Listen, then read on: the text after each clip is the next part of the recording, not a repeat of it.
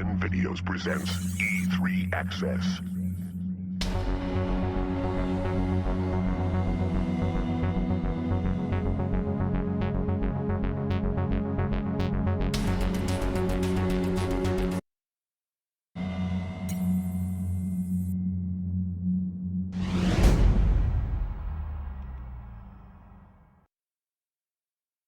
E3 Access.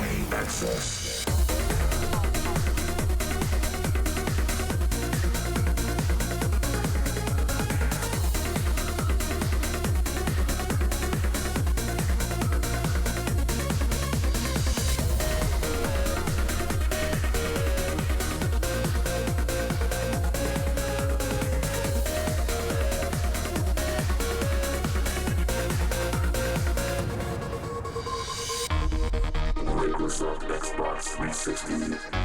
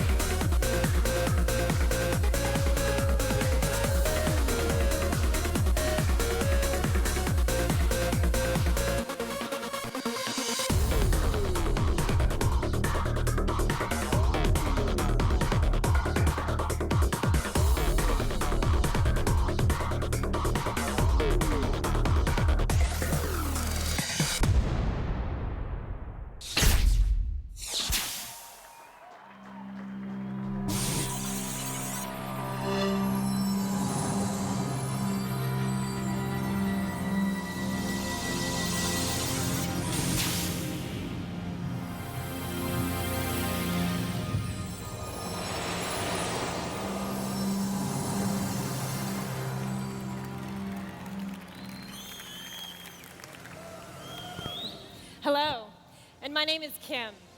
I'm here to start you on a journey into the future of entertainment. It's a future where I am always at the center of a world of experiences that include my games and my friends. It's a future where my games are always personalized to match my desires.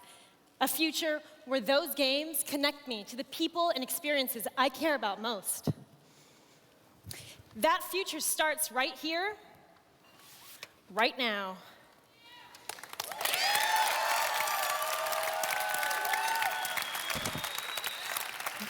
This is my Xbox 360. It's here, and it's on.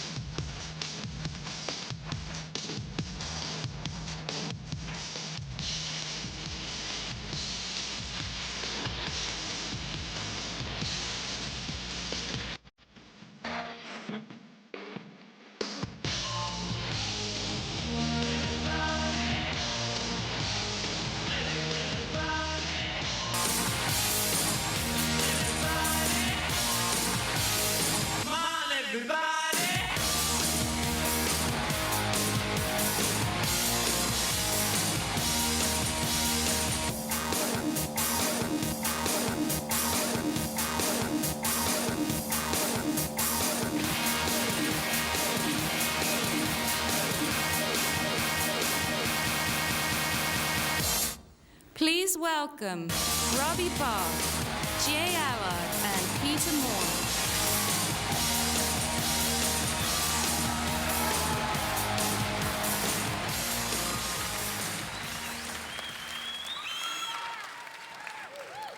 Welcome to the future of gaming.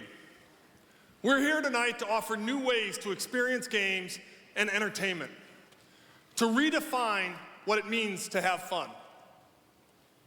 Tonight, I'm here to tell you about a new product. It's inspired by the creative power of the individual and driven by the passion of a worldwide community. With Xbox 360, we've created technology that will enable people from every age and every corner of the planet to gather together in new ways. It's a product that'll bridge vast distances through shared stories and shared experiences. A product with games at its core, surrounded by limitless, connected digital entertainment. And tonight, I'm going to show you a world of games that are fueled by high-definition graphics and sound. A world powered by a new generation of video games, inspired by human creativity and driven by human energy. It is a world where our partners will create unbelievable game experiences that will transform the very idea of entertainment.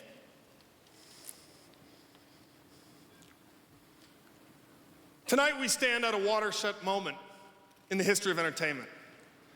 We are here to celebrate the launch of the world's most powerful game platform, Xbox 360. Xbox 360 is an entertainment experience that revolves around you and will take us all in to the next generation. In the next generation, Xbox 360 will transform the way people play games and have fun. In the next generation, video games will become an essential component of global pop culture. In the next generation, this industry will reach an audience many times larger than we've ever dreamed of. Now, we've traveled a long way since we stood on stage 4 years ago at E3 to tell you about our plans for a new console called Xbox. Since then, we've gone from 0 customers to more than 20 million. From never having created a console game to unleashing Halo 2, which enjoyed the single largest day in entertainment history.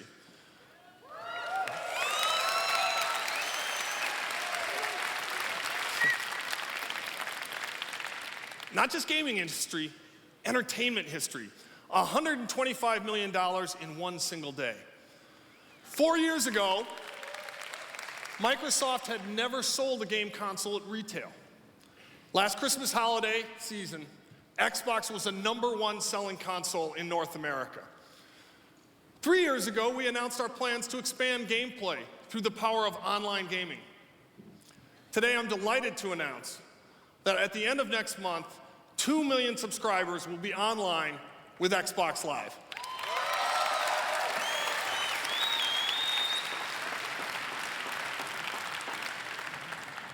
Great games, an unbelievable ecosystem of partners, the industry's leading online game service, expanding market share. Together, we've built a global multi-billion-dollar business. It includes the world's leading developers, publishers, retailers, technology companies, broadband providers, and consumer brands. Now, ultimately, our success is rooted in games. And Xbox is setting new standards with powerhouse franchises like Splinter Cell, Dead or Alive, Project Gotham Racing, Fable, Knights of the Old Republic, and Halo. In 2005, Xbox is the fastest growing platform for game sales. Right now, 6 of the top 10 selling games are Xbox titles. And gamers can expect more than 200 new Xbox titles this year, with hundreds more in 2006 and beyond. So let's take a look at some of the new titles coming to Xbox in 2005.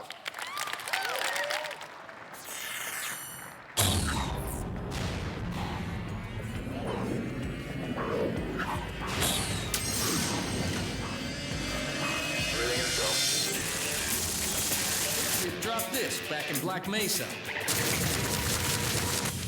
Good luck out there, buddy. Gonna need it.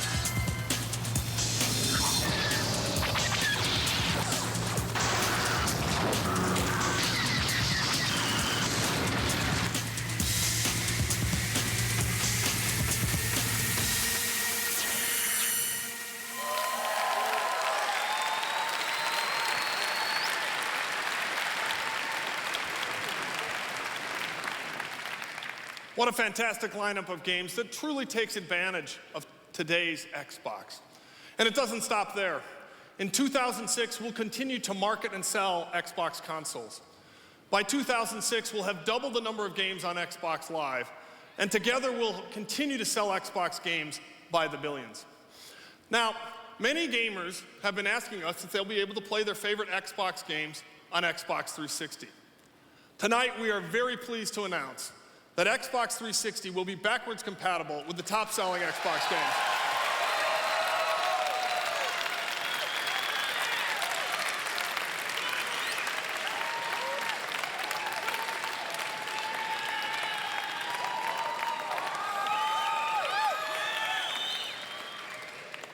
So that brings us to Xbox 360. Our team has worked with passion and commitment to build the most powerful game platform in history. And Xbox 360 will drive category growth for the entire video game industry. Growth that will create an increasingly profitable worldwide business for our partners. How will we get there? Well, we'll start this Christmas holiday season when we launch Xbox 360 in North America, Europe, and Japan. That's right.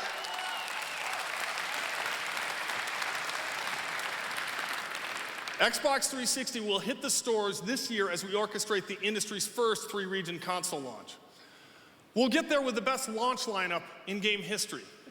We'll get there by making games more approachable for people who didn't grow up with a game controller. We'll get there by offering games that deepen the social experience of playing games with your friends.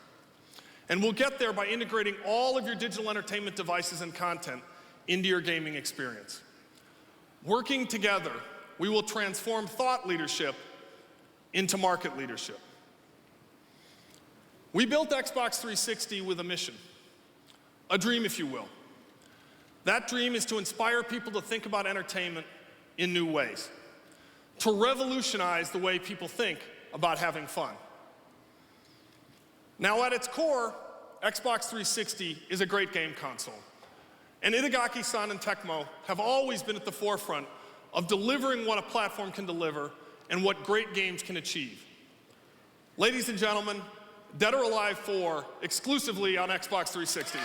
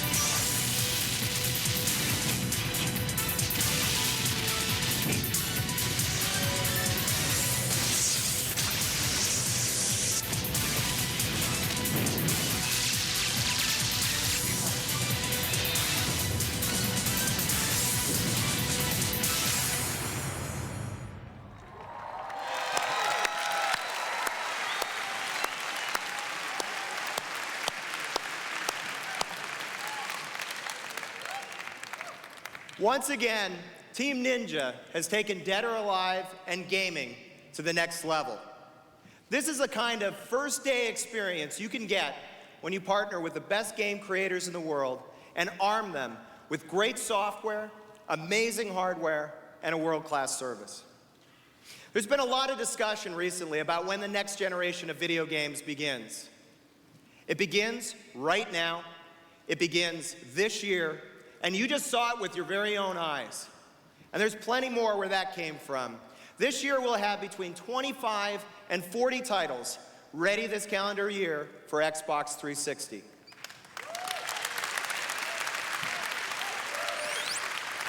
We already have 160 titles in development, and the arrival of Xbox 360 signals a shift as important as any shift we've seen in the industry to date. 30 years ago, we saw the birth of this industry with the arrival of the first 2D games. Games that appealed to everyone. They found a very broad audience that numbered in the tens of millions. And we all remember those great ads from that era, where entire families surrounded the TV on the couch playing games together. Well, then we made the leap from 2D to 3D, and we expanded and jumped our industry past the 100 million mark. But at that very same time, we narrowed our scope to a much more limited demographic. Today, we're poised to make the leap again, this time from 3D to the HD era. Now, of course, the HD era is about high-definition graphics and unbelievable sound. But the implications of the HD era are even more profound than that. It's about the ability to connect with your community and to personalize your experience. It's about unleashing the creative power of human energy. If we work together to create games and experiences that really deliver on the promise of the HD era, as an industry, we'll take games places they've never been before. In the HD era, we're going to reach 1 billion people with our medium.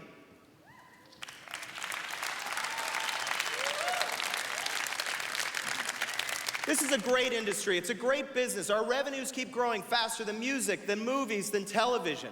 We're at the cutting edge of technology and the leading edge of imagination.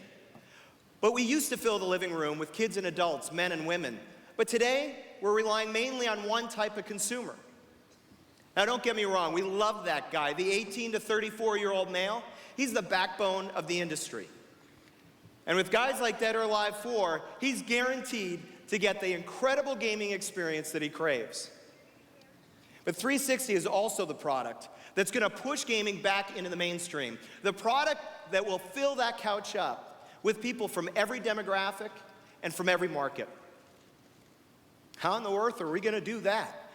Well, it takes a product with clear, compelling vision, a vision that living entertainment is powered by human energy. And Xbox 360 is that product. We believe that when you unlock the power of human energy, we're going to bring everybody back to the living room. At the same time, we're going to unlock the potential not only of the medium, but of the entire industry.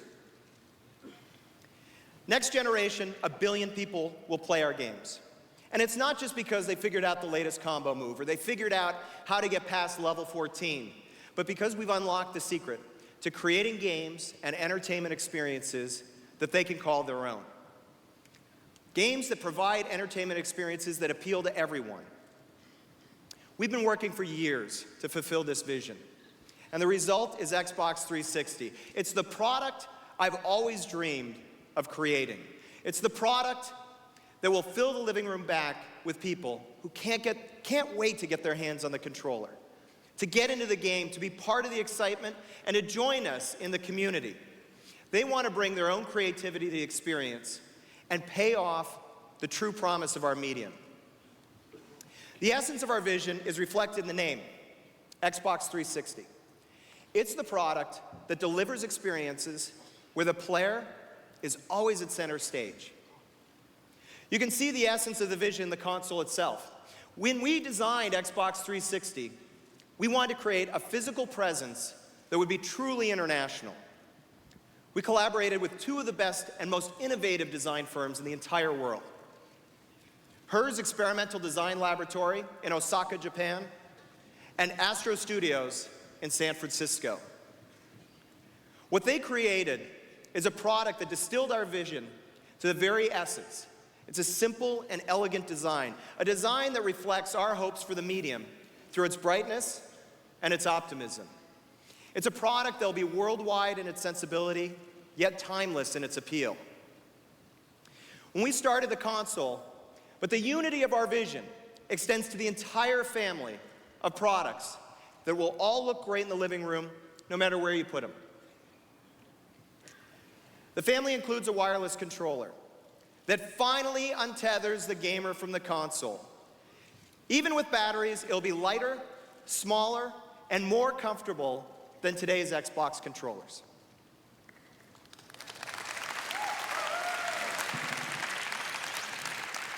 Let's sit down and take a stroll with Cameo. Now, the great thing about Xbox 360 is the experience. Right here, you hit the Xbox Guide button, and you launch the user interface for the HD era. It's an interface that's clean, consistent, and customizable. Another click, and you have instant access to your games, your friends, and all of your entertainment. Here's my gamer card. Today, everybody in Xbox Live has a friends list and a game tag.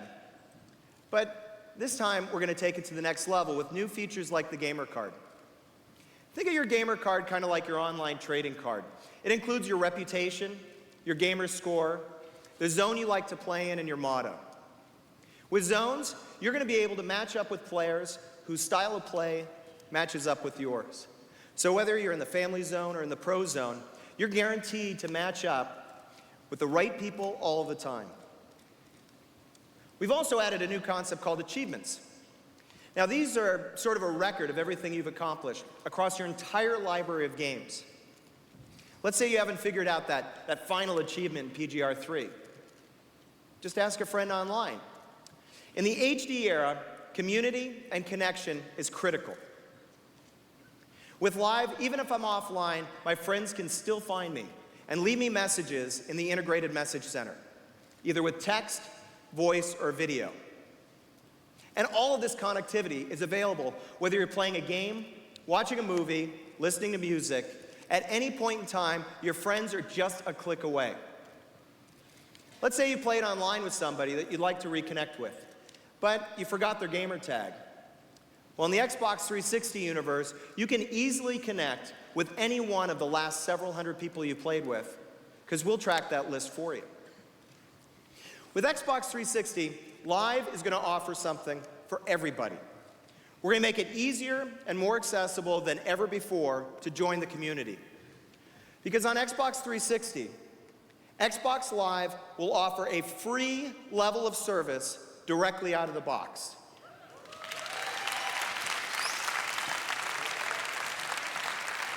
You heard it right. Everything I've just shown you will be absolutely free as part of our silver service. And if you want to supercharge your experience, you can upgrade to gold so you can take advantage of additional services we'll be rolling out. With features and services like this, we're going to extend our online leadership and connect over half of the Xbox 360 game consoles to Xbox Live. 1 billion people this generation, well, that's a big number, but I know we can do it. To do our part, we thought very differently about our approach in designing the product. We knew we had to tap into a lot more markets. We knew we had to fit into a broader range of lifestyles. So what we did is we created a number of scenarios that informed our decisions and shaped our direction every step of the way. Out of the gate, we knew we had to create an amazing product that would blow the roof off gaming for our core audience. People like this guy, Stryker. He's our hardcore gamer, the lifeblood of the industry today. The guy that stands in line for 24 hours to get his hands on the next hot release first. He's a fast-twitch gamer who'll play for hours to master every level and every move before he mixes it up online with the best of the best. Well, last generation, we opened a whole new set of experiences in a universe for gamers like Stryker.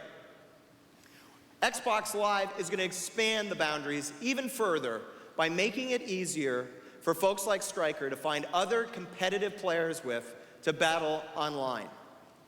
And hardcore gamers are going to love seeing the new features, like spectator mode and tournaments, really coming to life in Xbox 360. There's no doubt in my mind, Xbox 360 is going to thrill the hardcore gamers that live and breathe video games. But that's not going to get us to 1 billion. Not everyone is driven by the need to crush their opponent on the field of battle. So we've also built in experiences for the casual gamers and the non-gamers of our world. Let's talk about Velocity Girl. We all know someone like her.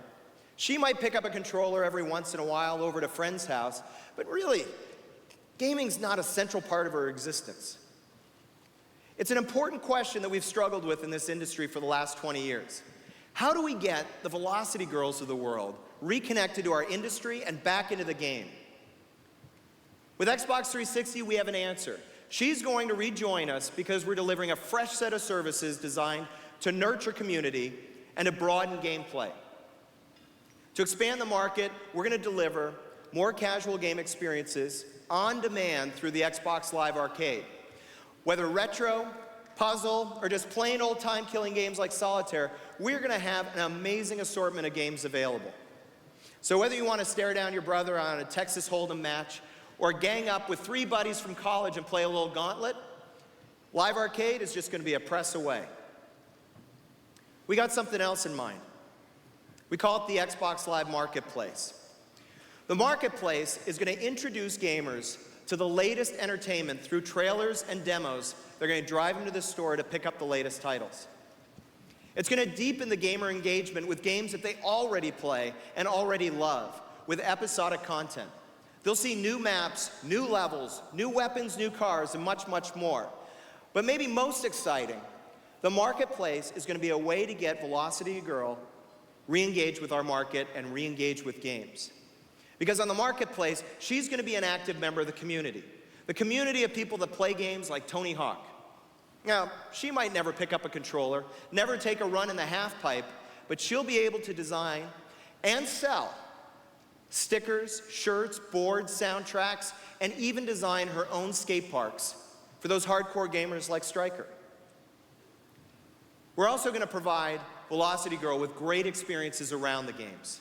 Experiences that extend the very idea of entertainment, like the ability to watch favorite bands perform on Xbox Live or even premiere a new song.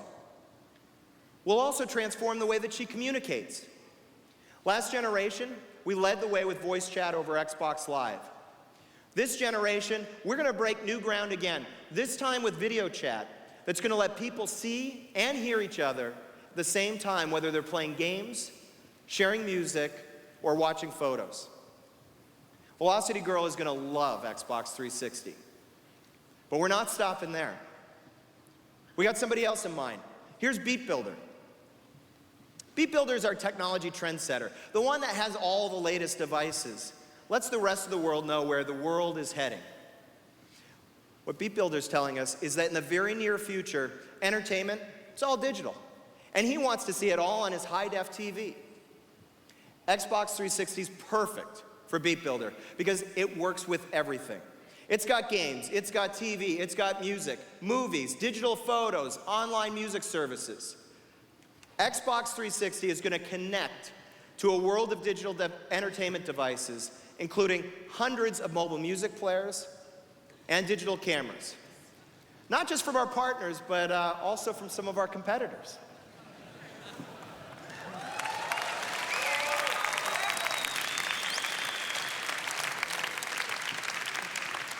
This is the ultimate digital entertainment amplifier for all these experiences. Out of the box, it's a progressive scan DVD player that's going to make the movies in your library look more spectacular than ever before. And remember, it's going to keep you connected. It's also the projector that lets you show up on your big screen TV photos in your living room, or share them across the world while you narrate. When he's not playing games, Beat Builder is going to use this digital amplifier to open the door to incredible new high-definition experiences. He'll be able to sample and purchase content online. He'll be able to stream high-definition entertainment stored on his Media Center PC. He'll be able to bring this entire experience to life in his living room.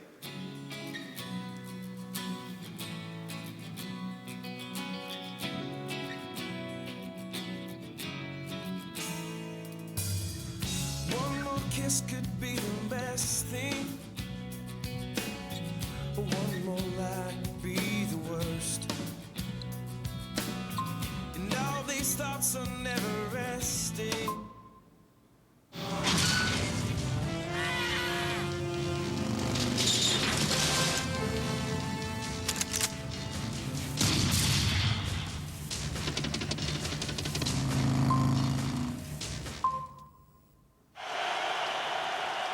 Play fake, Delhomme pulls it down, looking, gonna go deep, has his man wide open, it's Muhammad!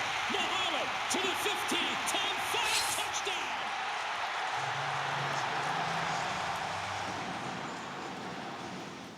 Well, you all saw the touchdown, but you might have missed the invite. Only on Xbox 360 will your high-definition entertainment experiences always be connected. That's right, we designed a single device that's going to let you purchase music, purchase movies online, and stream high-definition entertainment, whether it's movies or pro sports, all the while staying connected to your live community. Connected to your community all the time in high def. Stryker, Velocity Girl, Beat Builder. We're checking off the list, but these are just some of the people that we thought about on our journey to build the ultimate entertainment product with truly mass appeal. It's really all about achieving the true potential of this medium by working together to reach 1 billion people. And I promise you, we thought about everyone, and we've got them all covered.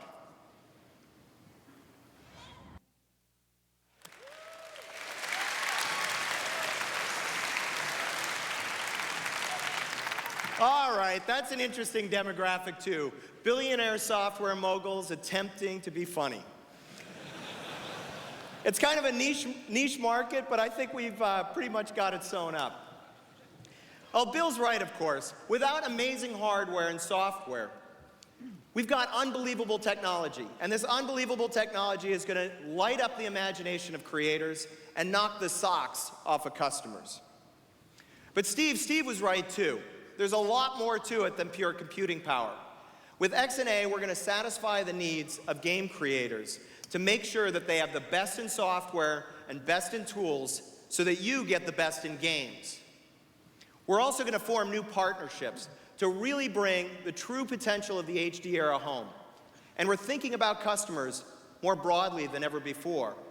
So together, Steve and Bill are both right, because we've combined the hardware, the software, and a world-class service to create the most powerful games platform ever created. It's a platform that delivers power and elegance in perfect balance. It's a platform we've been refining for years. And it's a platform that no other company in this industry can even try to match.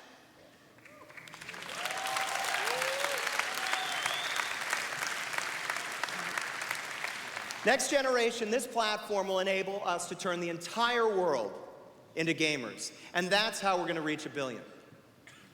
Now, of course, we built the Xbox 360 to also capture some of the energy and some of the key consumer trends that are shaping our culture. One of those is the urge to personalize. It's everywhere. And next generation, you'll be able to personalize just about everything in your Xbox 360 experience. You can change the look of the interface to match your personality or add a favorite photo as a wallpaper. And with faceplates, you're going to be able to match the look of your console to your interests, your living room decor, or even your own personal sense of style. In fact, as a thank you, on your way out tonight, we're going to be giving you all a limited edition E3 faceplate.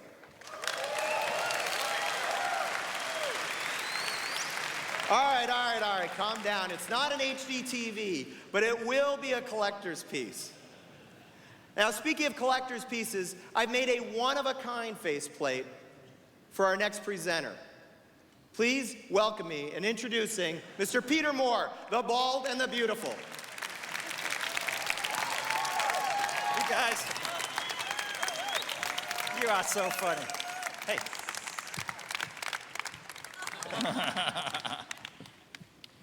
Thank you, Jay. So to begin to understand the promise of the future of video games, think about some of the most absorbing experiences of your life. Like many of you in the audience this evening, I'm a runner. There's that place that you can sometimes reach on a long run where you achieve a kind of perfect mind-body equilibrium. It's been called the Zen of running. In the HD era, we're going to deliver the Zen of gaming. Next generation games will combine unprecedented audio and visual experiences to create worlds that are beyond real. And they'll deliver storylines and gameplay so compelling that it will feel like living a lucid dream. The result is a state where you achieve the perfect mind-body equilibrium as you forget your physical surroundings and you become completely immersed in the game itself. This controller becomes an extension of your body. It becomes the gateway to the Zen of gaming. So let's see what's possible when the most creative minds in the world of game development have access to the ideal canvas on which to express their vision. Let's begin by stepping inside the incredible world of Lost Odyssey, a new game under development from the legendary Hironobu Sakaguchi, the creator of the original Final Fantasy series.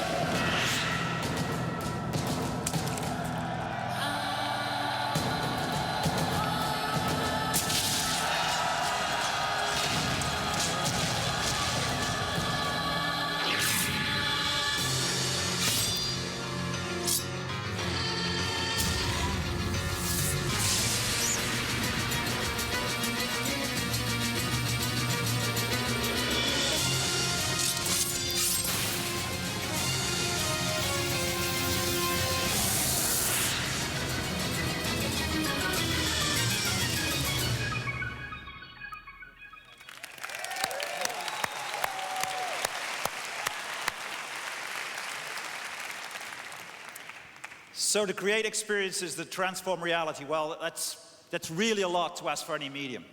To ensure that the next generation delivers, every game is built on what we call essentials.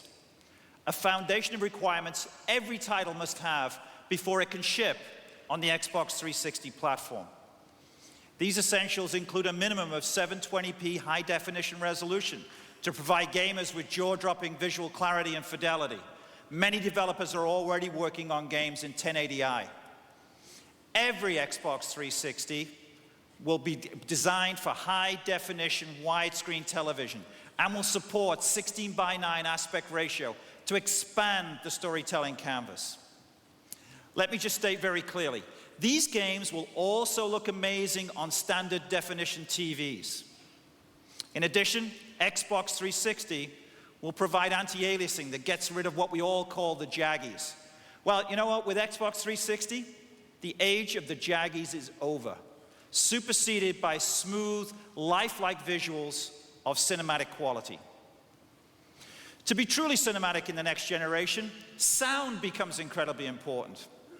Xbox 360 games will offer a minimum of 5.1 multi-channel sound, so you can hear the thunder of cars as they roar down the track and hear the rustle of leaves behind you in the breeze. So many people thought Project Gotham Racing 2 was one of the best racing games ever to appear on Xbox. There's no doubt that certainly it was one of the most innovative when it came to enhancing the racing experience on Xbox Live. PGR 3 will immerse you in racing like never before, with real velocity-based motion that delivers the feeling of being on the edge of your seat as you drive some of the fastest and most beautiful cars on the planet. PGR 3 will be one of the first titles to take full advantage of spectator mode with Gotham TV. You can cheer your friends, you can scout your opponents, you can learn new tracks by seeing how more experienced players negotiate the corners. Ladies and gentlemen, start your engines.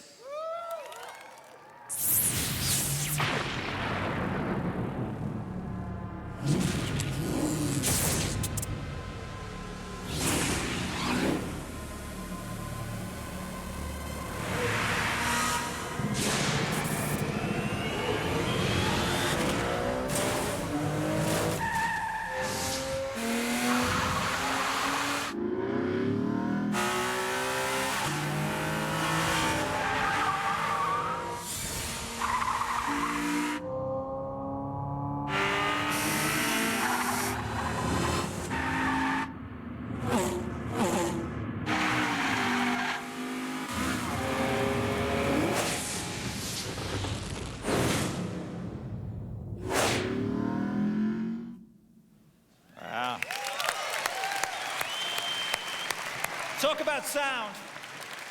Wow. So how important is spectator mode? Picture a video game racing season on Xbox Live, sponsored by one of the leading auto manufacturers. At the start of the season, 250,000 people pay $10 each to sign up for a head-to-head 30-race competition. The stakes? How about $1 million to the overall champion? In the final race, 16 finalists go head-to-head for the $1 million prize. And with spectator mode, 250,000 fans will log on to watch the competition.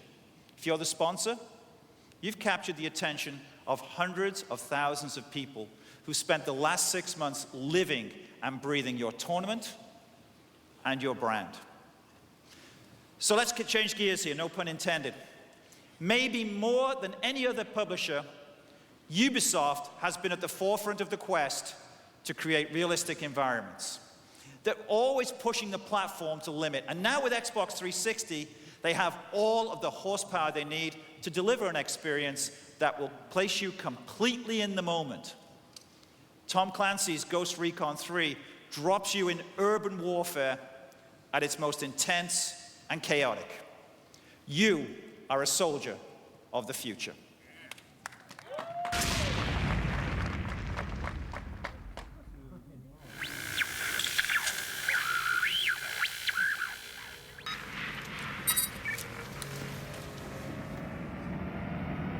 Command.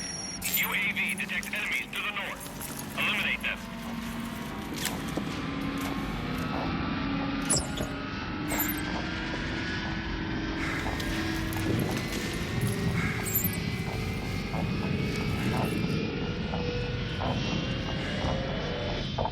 Hostiles approaching.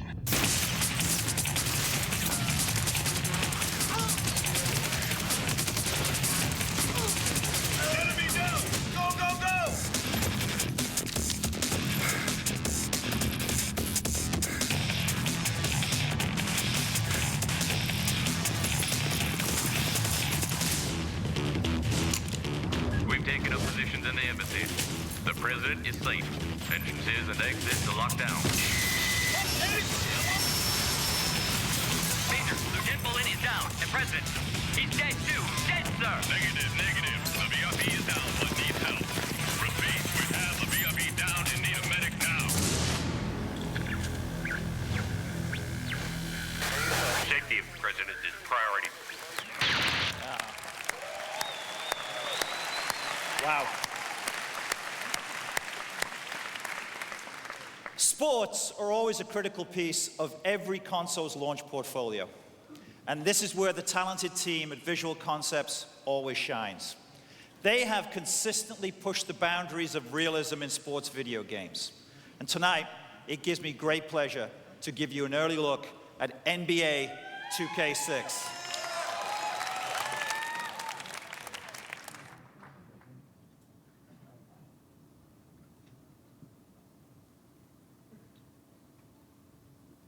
I'm ready for action. Packing provisions of visions verbally. Every word will be enhanced with the bass that puts you in a trance. Some dance, come take a chance. Dell won't do you wrong. I've been in the rap game too long to falter. I rock like you're wrong. So make you feel to the pump like an altar. It's improved when you have water bottom with my wrist that's in your back. Massage before you put it on the garage. The beat just garages. Hip hop hopefuls will do well to know this. It ain't about who's the dopest. With the song too. I think I'm onto something when I got my feet on. Now the music's back. I can barely stand to hear it. And my rhymes are impeccable. The music sounding like it sounded too can. Just rest the whole vibe and strive for perfection. Why you think they call this a perfection, eh? Can't forget the bass. Wow.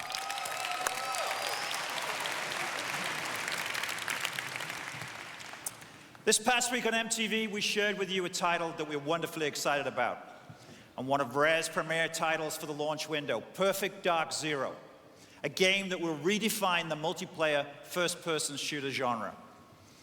This next title from Rare represents an important leap forward in game development, combining dynamic puzzles, immersive combat, enormous environments, innovative storytelling, and really, really, really fun gameplay. Let's look at a title that will feed the hardcore and have stronger appeal to the broader gaming audience. For every vision of light, there will be one of darkness. For every moment of peace, there will be one of chaos. She alone holds the power to save this world.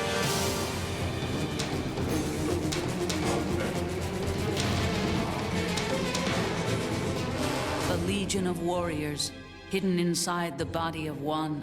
Only you can unleash them.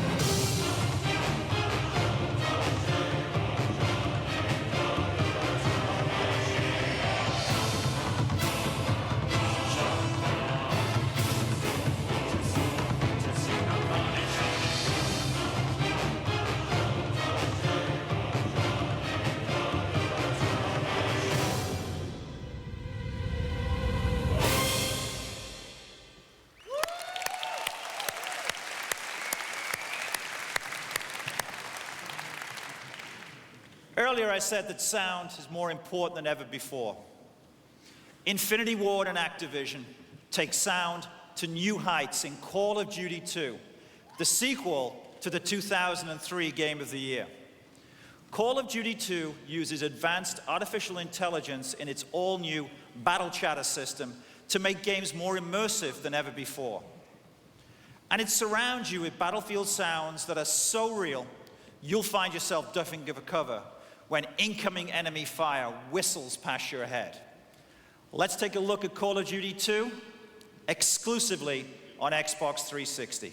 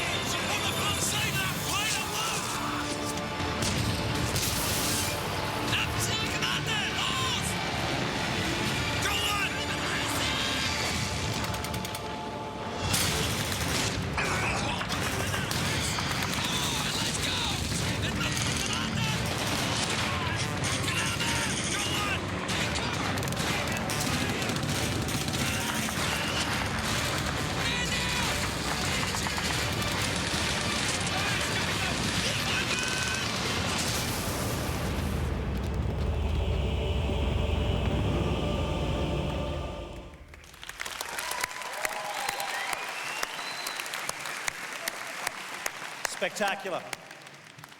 So how about this? How about a brand new, full-featured, next-generation role-playing game in the launch window? Morrowind was one of the best-selling role-playing games ever on the Xbox. The sequel to this incredible game is called Elder Scrolls IV: Oblivion. It promises to feature one of the largest open-ended worlds ever created for a video game. It also includes thousands of characters that are governed by groundbreaking AI. These characters eat, sleep, and complete tasks all around the clock. And they make their own choices based upon what's going on in the world around them. Welcome to the world of Oblivion.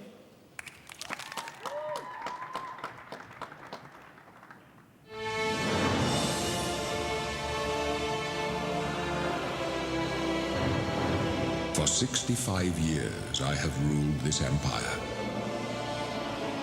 Generals and kings have knelt at my command. But a darkness comes. The blood tide rises. These are the closing days of the Third Era. And the final hours of my life.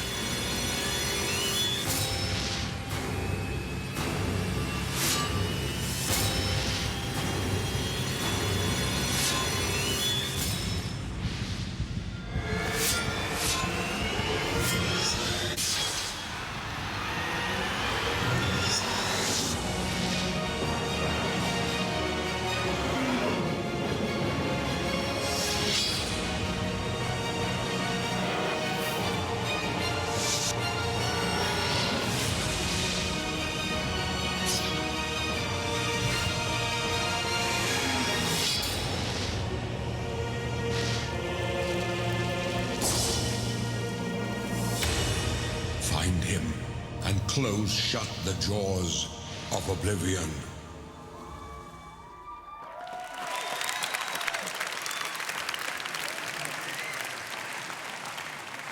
Let me guess the folks from Take-Two are somewhere over there. Yes, indeed. Let me repeat that. An all-new, full-featured, next-generation RPG in the launch window. That's what Bethesda and 2K Games are delivering, and it's going to be stunning. I'm talking about stunning. Gears of War is the first title developed by Epic Games exclusively for Microsoft Game Studios and the Xbox 360.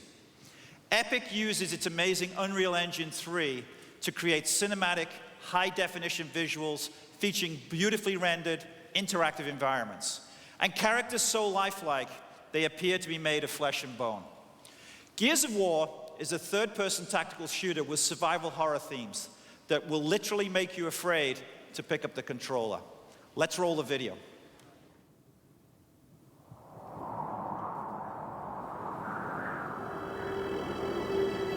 The humans of Sera built a glorious civilization. But humans were not destined to create. They ultimately did what they do best. Destroy. But this was nothing compared to a new threat from below. An enemy that will force humanity to take their last inevitable steps toward extinction.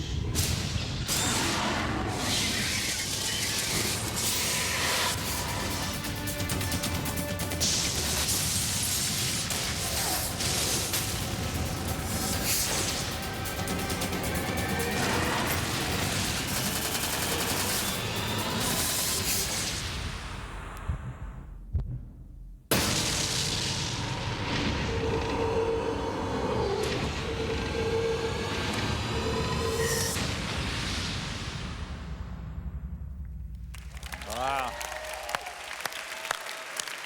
Wow. I can't wait for Emergence Day. So you've seen a lot of Xbox 360 games so far this evening. Additionally, we have many exclusives coming from powerhouse publishers and great partners such as THQ, Sega, Capcom, Namco, and Atari. But there's one publishing partner who hasn't been represented here on the stage this evening. They're responsible for some of the biggest franchises in the video game world. Franchises like Madden, NFL football. Madden fan. Need for Speed, and of course, FIFA. I am talking, of course, about Electronic Arts. And please welcome Don Mattrick, the president of EA Worldwide Studios. Don Mattrick.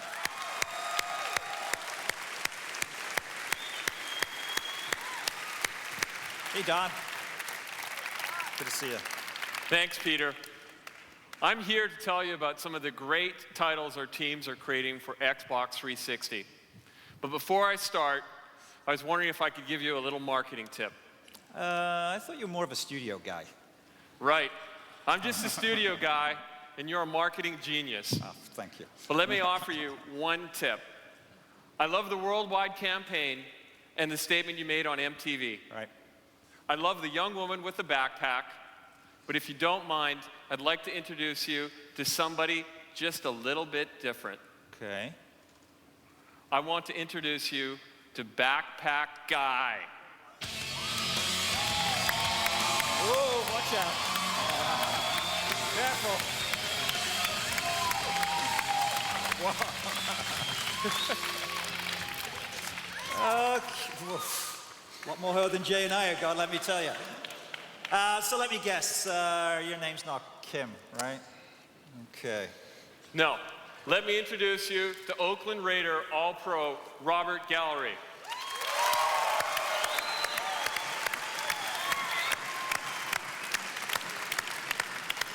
I hope you don't mind. I brought along a few new ideas for Xbox ideas 360. Are good. Thank you, Robert.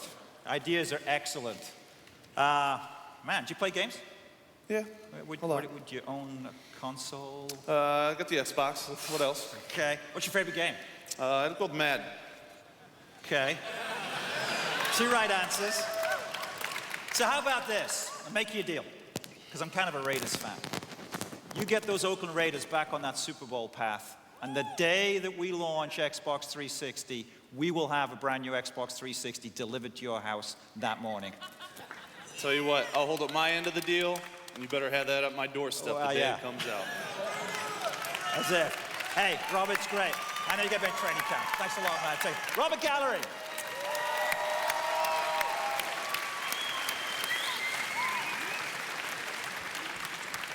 Wow. Is he just freaking huge or what? I mean, He has your home address. This is the largest development commitment that EA's ever made in support of a new console. Right now, we have more than 25 EA titles in development for Xbox 360. And when it hits the stores this Christmas holiday season, our goal is to have at least 6 EA games waiting so gamers can see what Xbox 360 power is all about.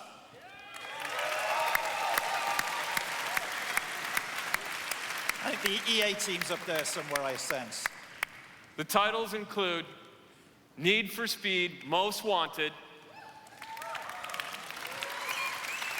The Godfather, FIFA Soccer, NBA Live, Tiger Woods PGA Tour, and Madden NFL 06. Madden fans back here. Next, I want to show you some gameplay footage that reflects the breadth and depth of EA's support. We have a montage of imagery captured from 6 titles, followed by gameplay captured from Need for Speed Most Wanted.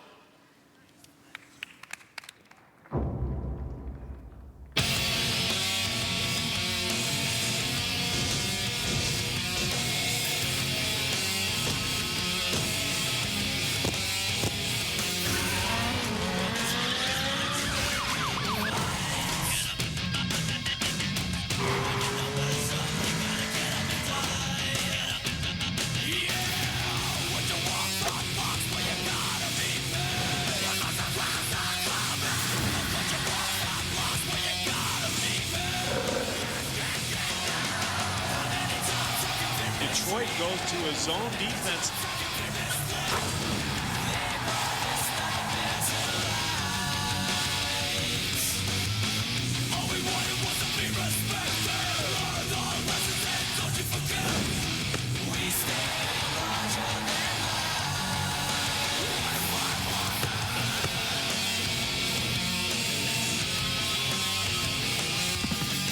They've got a chance here to tie the game or maybe even win it.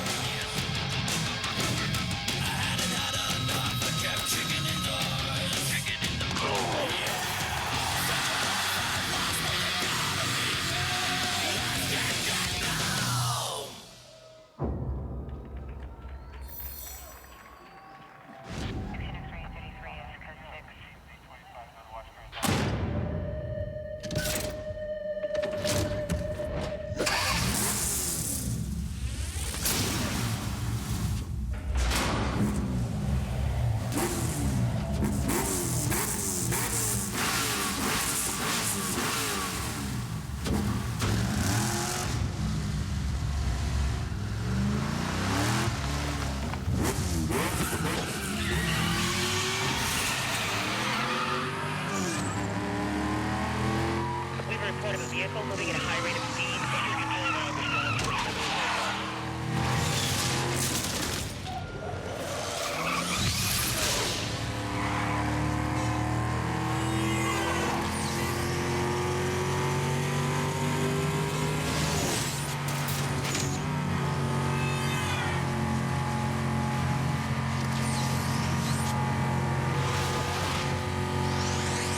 Suspect bearing down on your 20 hard and fast.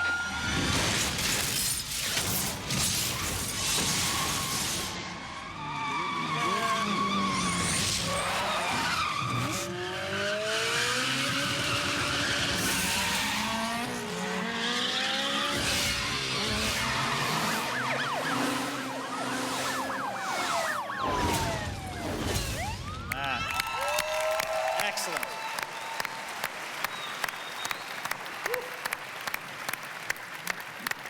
And Peter, there's more where that came from. EA is 100% committed to a successful launch of Xbox 360. We couldn't be happier with the support we're getting from Microsoft, and we couldn't be more excited about the possibilities as this relationship continues to grow. Great. Thanks, Don. That was absolutely stunning. Thank you very much. I appreciate your support. Thank you. Don Mattrick, everyone. Thank you.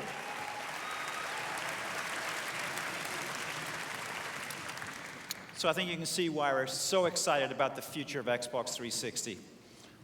All of these games, all of these visuals, all that power in this one box. Without a doubt, this is the best team of developers and publishers working on any game platform anywhere in the world. And with their support, we will have the best launch lineup in the history of video games. Thank you.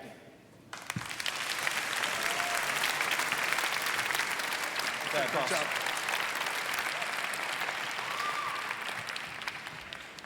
Thanks, Peter. We are thrilled by the great support and breadth of titles that all of our publishing partners are delivering for Xbox 360. Now, earlier when Peter said that we have all of the world's best publishers, he wasn't speaking figuratively. Tonight, we are pleased to provide the final piece of the puzzle. I'm very excited to announce that one of the world's great publishing houses is creating games for Xbox 360. I'm honored to present our newest partner.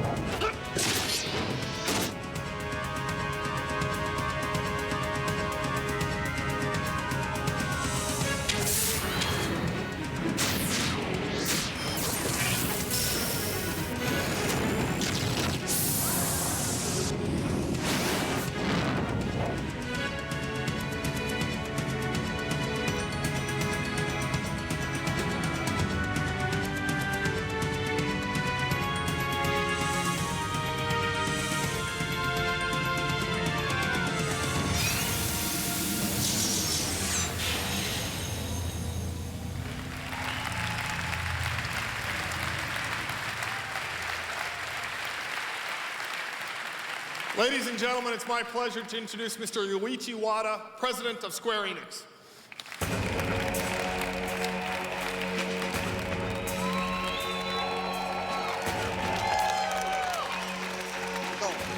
Good to see you. Thanks for being here. Thank you, Robbie. I'm honored to have this opportunity to speak with you tonight at E3, the largest video game event in the world. Square Enix and Microsoft share a vision for the future of gaming and entertainment. And together, we play a leading role in creating innovative technologies that will bring new levels of interactivity and self-expression to video games. So tonight, I'm very excited to be able to announce that Square Enix will join with Microsoft and Xbox to bring our games to Xbox 360 and Xbox Live.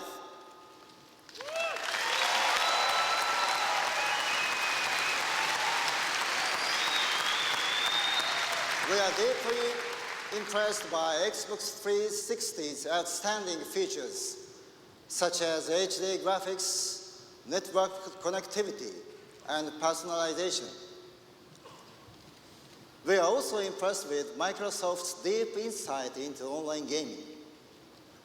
So it is a great pleasure for us that the cross-platform concept of our Play Online will now be compatible with Xbox Live. Users of Xbox Live can now share with PC users the worlds we've created. This is something we've dreamed about in the past. I'm also delighted to announce tonight that we will bring Final Fantasy XI to Xbox 360.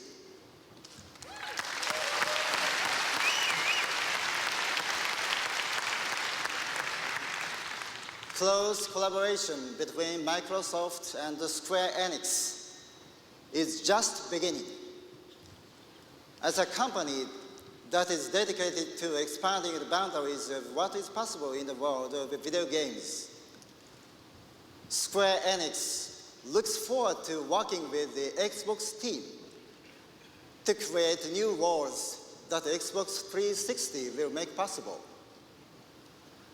Tonight, I'd like to share with you a sneak preview of what we believe the future of video games might look like.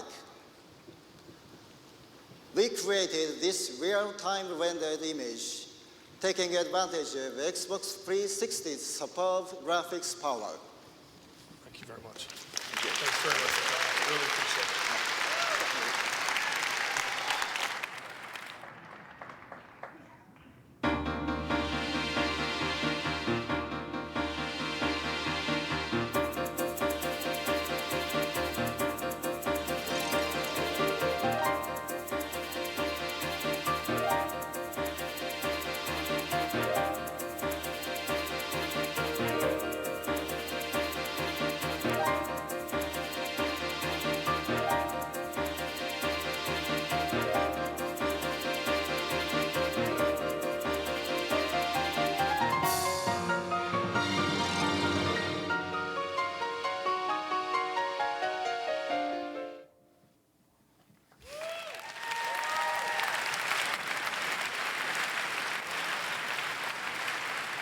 Thank you again, Wada-san and Square Enix, for your support.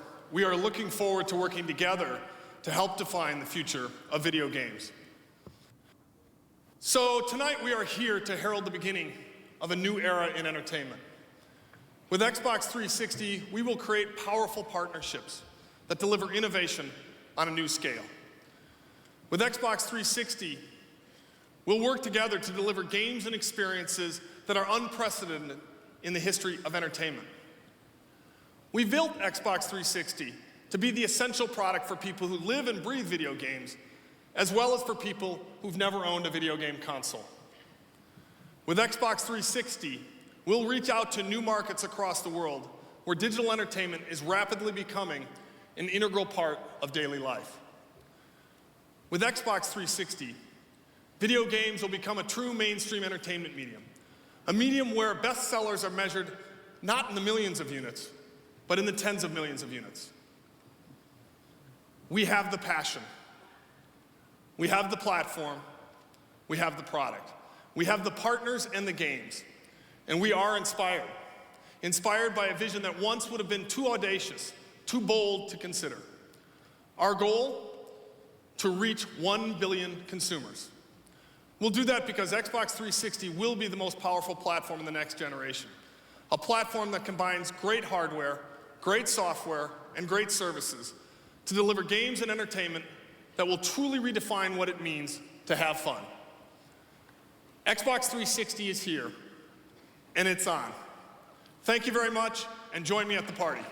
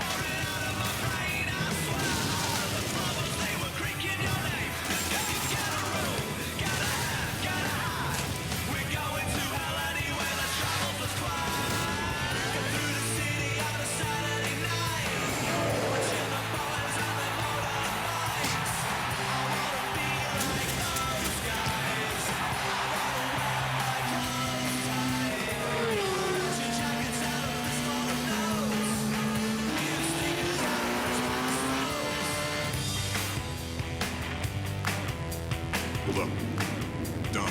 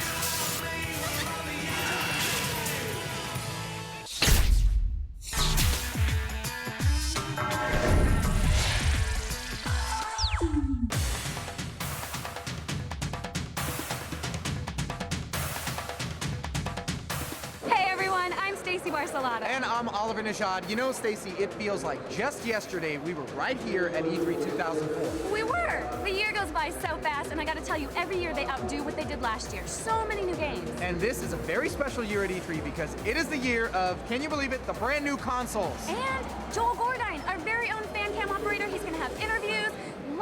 celebrities? You know, he's also gonna have two, not one, but two cameras strapped to his head, so you gotta check back. He's gonna get in a ton of trouble. Behave yourself, Joel. And that's not it. We've got another surprise for you. While we're out hitting the floor, our own King Kong of audio, he's gonna be voicing stories. Brian, isn't that right? That's right, guys. I'm stuck here in a dark sound booth with no video games. Thanks. Yeah, see what we mean. All right, everybody, we're gonna kick off and we're gonna start the action right now. Oliver, I'm gonna head to the South Hall. Where are you headed? I'm headed over to the West Hall, so listen, you guys, check back with us often and prepare to get floored at E3. Let's go have some fun. Let's go.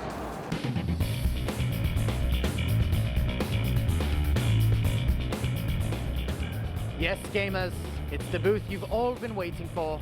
I give you Xbox. Even with all the hype about the Xbox 360, Microsoft has by no means abandoned your Xbox. The proof is all around you. PC Gamers made Half-Life 2 a bestseller last year, and the game is looking just as good on Xbox. Gamers lined up to see the brand new Halo 2 maps and the new World War II shooter, Call of Duty 2. Shooters, sports games, action-adventure, there's something for every gamer here at Microsoft. All right, well, we ran the gauntlet, so to speak, over here at the Microsoft booth. I hope you're satisfied. I'm Peter Moore. Welcome to E3. I'm the Corporate Vice President of Worldwide Marketing and Publishing for Xbox. Welcome to the first day of E3. As you can see here, we're having a tremendous time with Xbox 360. The show just started today. This is the introduction of the Xbox 360. We've been obviously getting a lot of publicity since the MTV broadcast. Excited to finally be able to show the world the console and the wireless controllers and the great games here at E3. What's really cool about it, obviously, you've got a beautifully designed product. You have controllers that are perfectly wireless, but I think the coolest thing is that this Christmas holiday here in North America, Europe, Japan, you'll be playing high-definition games that are gorgeous to look at, incredible to listen to. There's probably going to be 25 to 40 games before the end of the calendar year, and I think the next generation has started, and it starts with Xbox 360. So specifically, we've laid down a series of what we call essentials for a game to meet the criteria that fits Xbox 360. The game has to run at a minimum of 720p, the minimum bar for high definition. The game has to support 5.1 multi-channel sound, the minimum bar for surround sound as we call it today. The game must fill up these 16:9 aspect ratio televisions, these wide screens we're all buying. And for gamers, the game must support anti-aliasing so that the jaggies go away and we get these smooth, cinematic, lifelike experiences. So there's three games that I'm really excited about right now. Project Gotham Racing 3 from the boys at Bizarre Creations in Liverpool, my hometown. Excited about the way that they bring racing to life in the streets. Ferraris, Lamborghinis, 170 miles an hour through the streets of London, Tokyo, or Rome. Second game I'm most excited about is Perfect Dark Zero. Perfect Dark Zero welcomes back Joanna Dark to video games. It's the sequel to Perfect Dark. It is a massively multiplayer online game. As many as 50 people can be playing in a single game experience. We absolutely love the character that is Joanna Dark, and of course the gameplay will be incredibly infectious. Third game, Cameo, also from Rare. Beautiful fantasy-style action-adventure type game. It will have incredible worlds of vivid color, but most importantly, really, really, really fun gameplay. Cameo is a princess who morphs into different characters. The boys at Rare have done a tremendous job in bringing the Xbox 360 hardware to life. I'm Peter Moore from Microsoft, and you've got access. This was like the top secret spot where they were showcasing some of the Xbox 360 titles. One of those titles is Perfect Dark, and Duncan over here had a little something to do with the game. Duncan, why am I going to go plunk down my money when I've got a whole case full of Bond titles to buy Perfect Dark 360? We're doing something different there. We got a lot more freedom to do what we want with Perfect Dark Zero. We're building on the game Perfect Dark 64, where Joanna was introduced to the world as a perfect agent. Perfect Dark Zero takes us back in time a little bit further to see how she became that perfect agent, see how she built up the relationship with the Character Institute. I can't tell you any more than that at this point.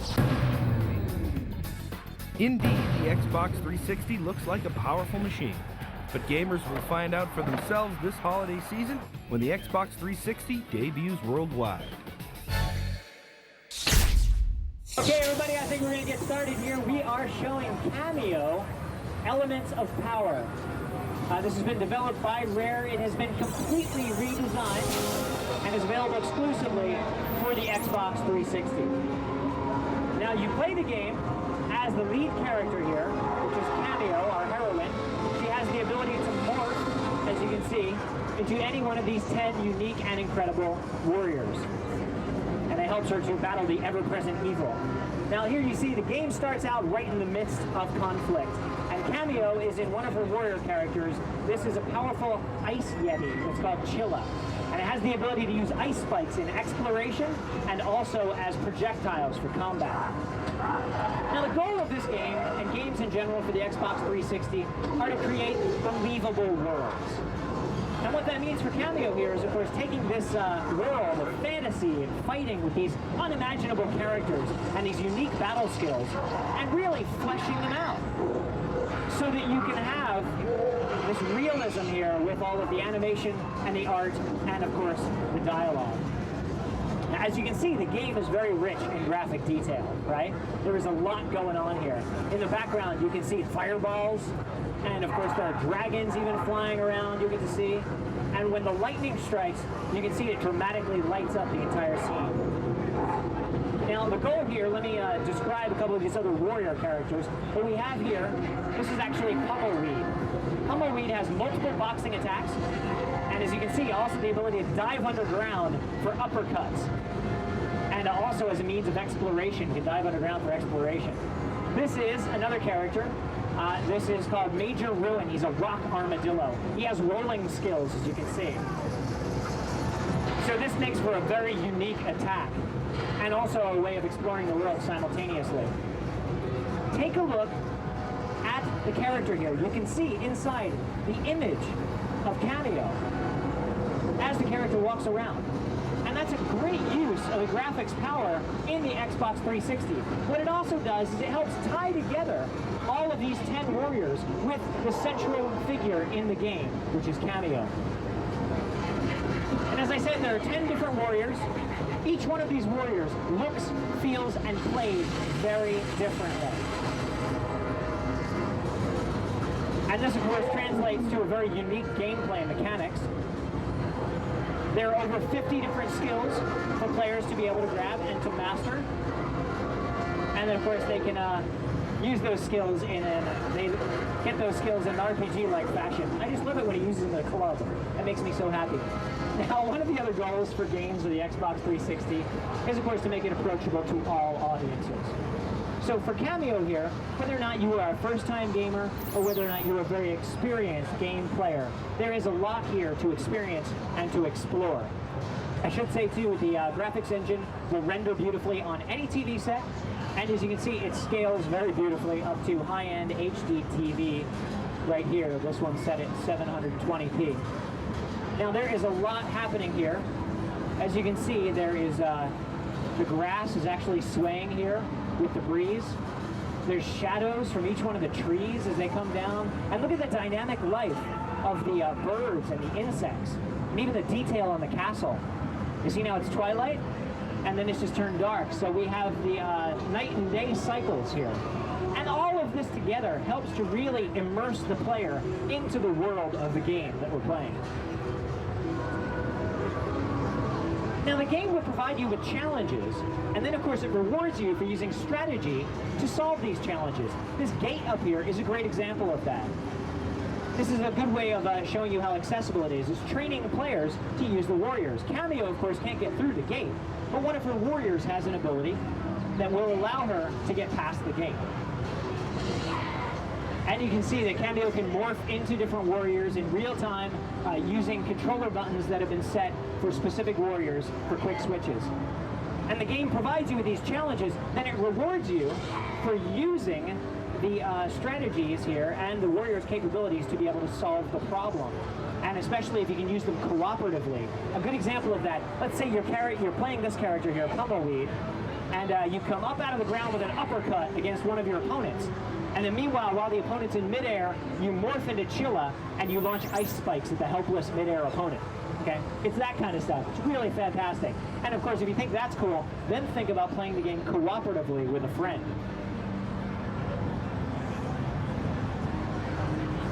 Oh, this is good.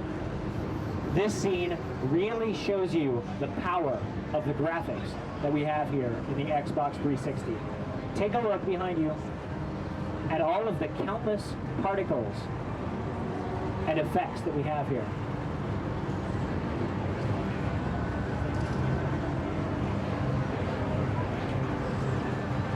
Now, of course, one of the things that game designers are always asked to do is to intensify the action of the game by putting more simultaneous characters on the screen. So what we have here is a battlefield scene. And imagine a battlefield here covered with thousands of enemies.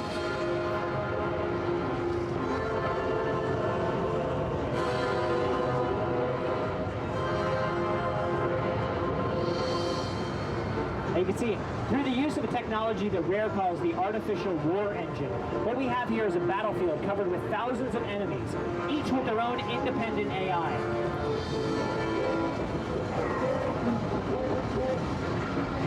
As you can see, we are slightly outnumbered. So what we'll do is we'll go ahead and we'll call a few friends. Here we have an army of 1,000 elves to help us out to fight against the army of over 1,000 trolls.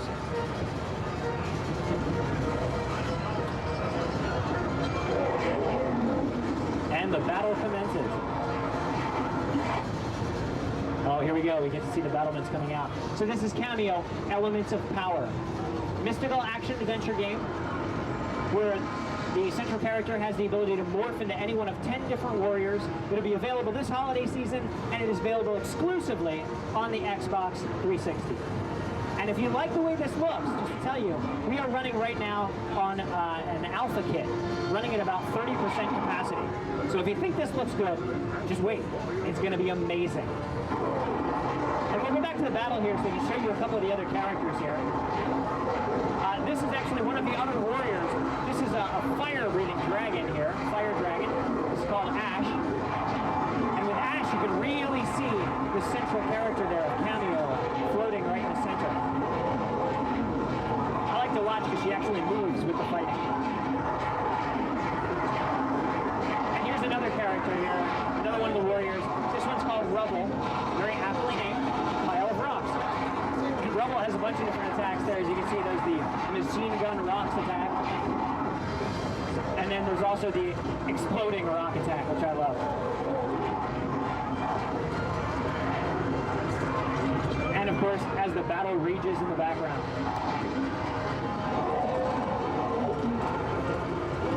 So thanks everyone.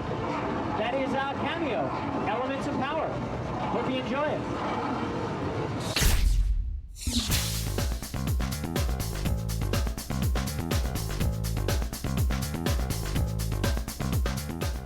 Okay, let's kick off E3 with our first booth tour of Ubisoft. They're adding to their roster this year Tom Clancy's Ghost Recon 3, Prince of Persia, and Peter Jackson's King Kong. I'm here with Christian Allen, who's the lead multiplayer designer for Tom Clancy's Ghost Recon 3. What's new this year? Wow, on Ghost Recon 3, pretty much everything's new. Of course, the biggest thing is that we're going to be a launch title for Xbox 360.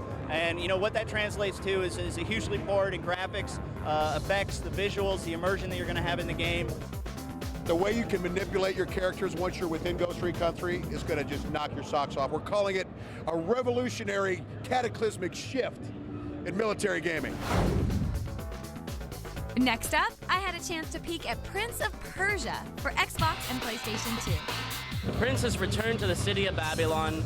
He's expecting a hero's welcome, and he returns, he sees an army attacking the city, and he realizes it's anything but the royal treatment. He gets infected by the Sands of Time. And for the non-players, the Sands of Time, they just have to know that it's a magical sand that changes people and infects them and makes them evil.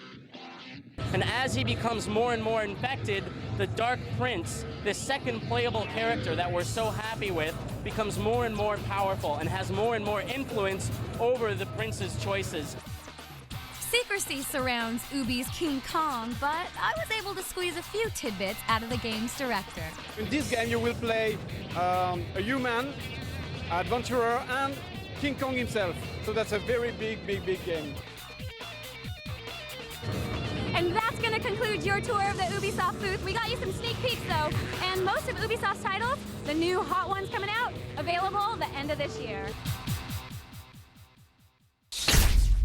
Well, my name's Christian Allen. I'm the lead multiplayer designer on Ghost Recon 3, and I'm going to be giving you a run through of some of the features and cool stuff they're going to see in the game.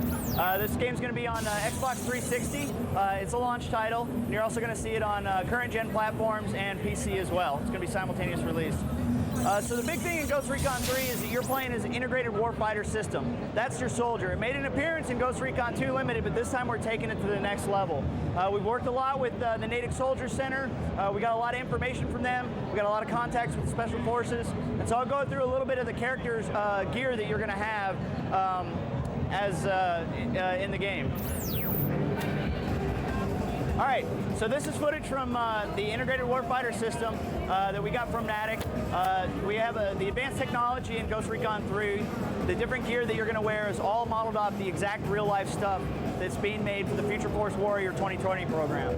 So the footage that you see here is developmental footage that the U.S. Army's made. We've been given access to a lot of their stuff, anything that's not classified pretty much that we've seen. So that really brings a level of realism and a high-tech edge when you're fighting on this battlefield.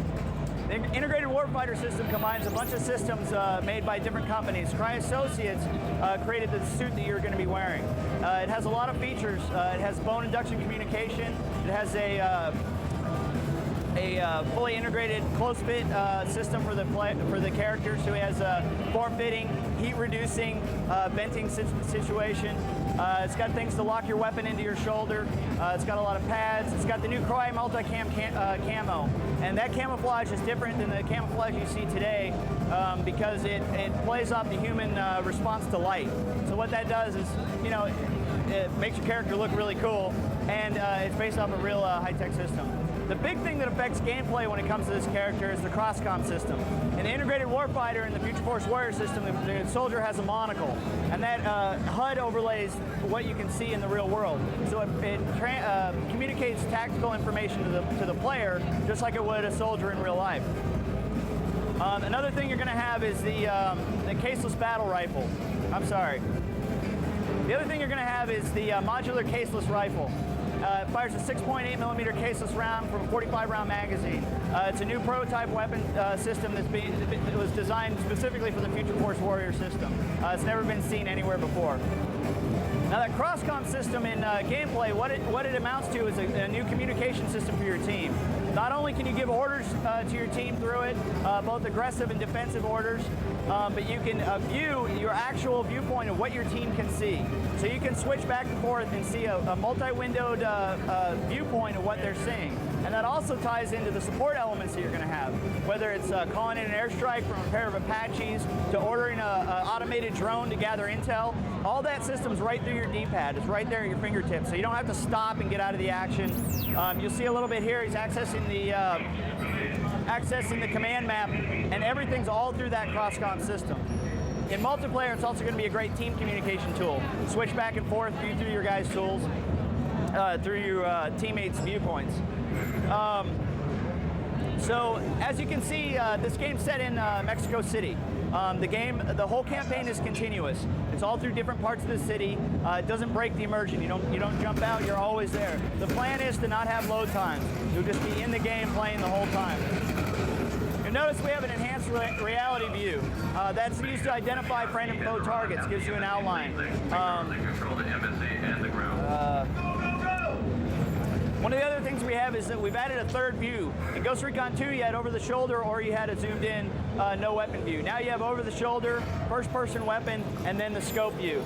So it's another option for the player. You get to see your weapon tracks. There's going to be a soft aim system, so when you're zoomed in, depending on the type of weapon you can have a lot more precision when you're aiming. When you're zoomed out, it pans around with you for quick movement, but when you're zoomed in, you can be precise and nail it, just like a real Ghost soldier would.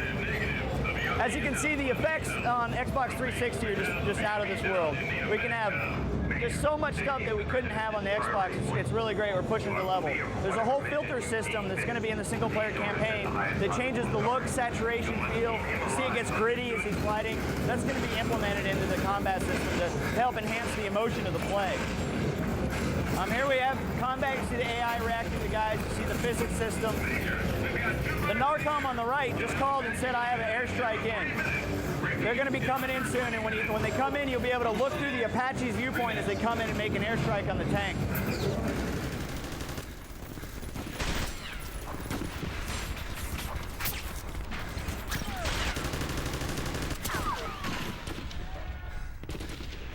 Hey, hear that? Those sound big. It's a tank. An Abrams.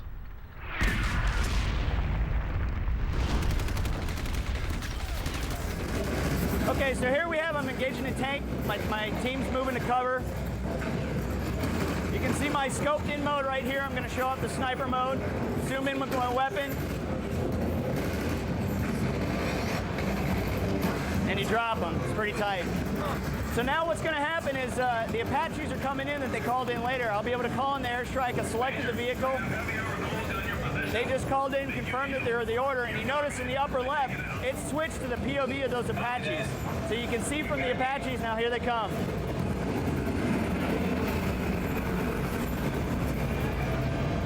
And I took it out. So that's the kind of thing you're going to be able to use in Ghost Recon 3. It's going to be a great single-player experience, an awesome multiplayer experience, holiday 2005.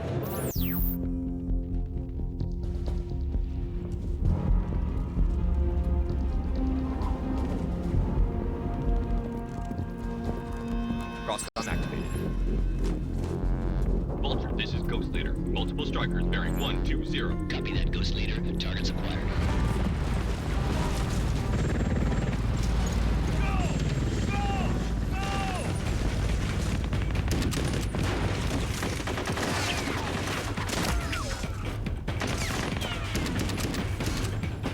Vulture, Ghost Leader. Target is confirmed. Acknowledged, Ghost Leader. They're on their way.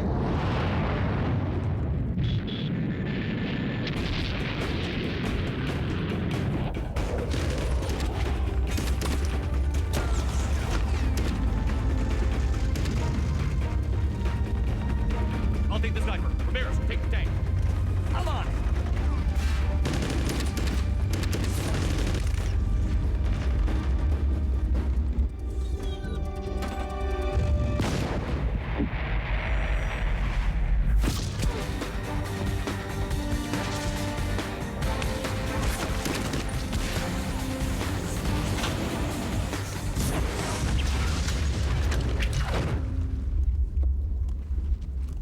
Form up on me.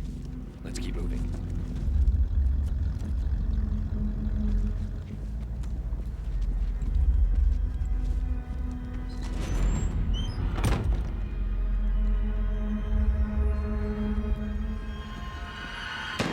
Fuckers hit! Give us cover! Multiple hostiles located. Light them up!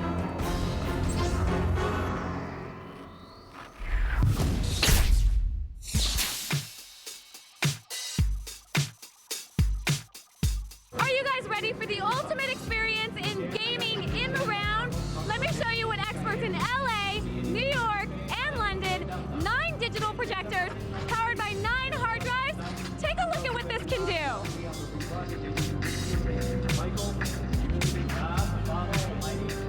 The floor is shaking.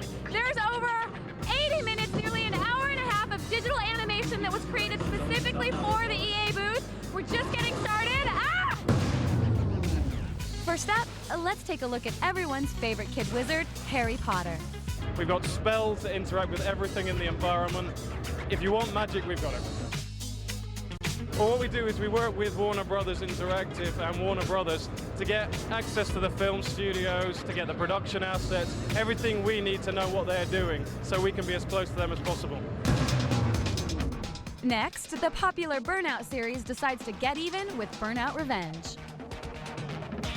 You may be familiar with Burnout's signature takedowns and crashes, but with Revenge, the action has been increased tenfold. This game is all about revenge. The more aggressive you are, the more your revenge meter will build. You can now check traffic and use other cars as shields or as ways to take out other drivers.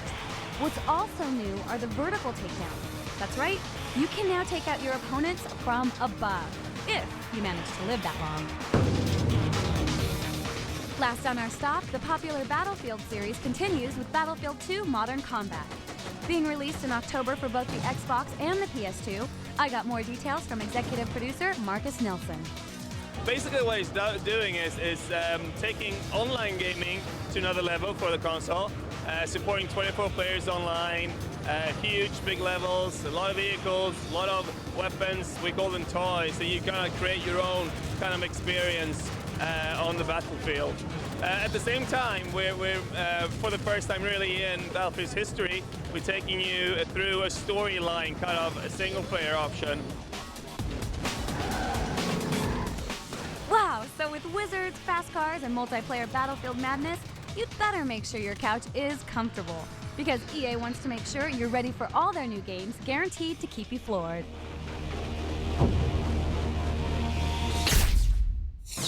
So, hi, my name is Justin Weeb. I'm an associate producer for Electronic Arts.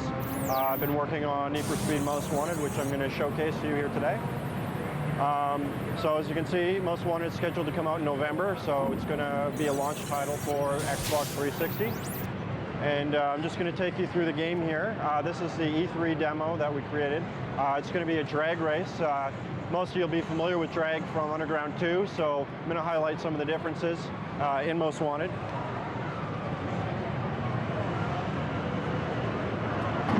So, start off with, you'll immediately notice the level of detail in the car has increased exponentially. We laser model every car from the real-life counterpart, so we don't ever use models anymore. These things are basically 100% accurate to the real-life car. You can see the level of detail that's gone into these is pretty much amazing, right up to the bump maps on the tires. We've got a lot of detail in the fenders, reflections on the hoods and the windows. You can even see the paint flecks if you look closely. Then you go out in the environment and you immediately see the difference. We've got normal mapping on the streets. It's pretty much one of the first console games to have normal mapping. You can see the reflection of the sun in the roadways. You can see the cracks are actually detailed and going into the cement. The leaves scattered on the sidelines and floating through the air. Also show just the level of draw distance that we can do now, so you can see all the way across the city. All of the sound effects from the cars, again, this year are going to be from the actual car itself, where we take it into a shop. We record every sound, from the sound it makes when it shifts to the RPMs when it's revving out or when it's driving normally. So I'm just about to start here. We're going to do a race. It's a drag race, and you'll notice immediately the tuning level of the traffic. It's a little more intense than most people are used to. So the goal is obviously to get a perfect shift as you're going through. Time your nitrous bursts. And as you can see, we've got trucks added to the screen now. We've also got a new mechanic called Race Breaker. This basically slows down time and allows you to avoid obstacles. And then we've got a small layer of fog patches. As you blow through them, you can definitely see the level of detail as they're coming right at you. And then as I'm coming out of the tunnel here, you'll see a huge contrast shift as you get kind of blinded when you come outside. And then you come up to the roadblock, which is actually the big focus point of this game, is on cops this year. So about 70% of the game is going to take place in the open world, where the cops are actually going to be actively chasing you as you're racing around. They're going to be deploying Hollywood-style tactics, and the idea is you have to use counter tactics to get out of each of the formations they're going to use. So as you're racing around, you're building up heat on your car. The cops are then going to be attracted to that car, so then you can go and customize your car, change out bumpers, spoilers, paints, vinyls, and then lower the heat on the car because they won't recognize it anymore. So we're really taking the customization from Underground 2 and giving it a new purpose in the game. So thank you very much. Have fun.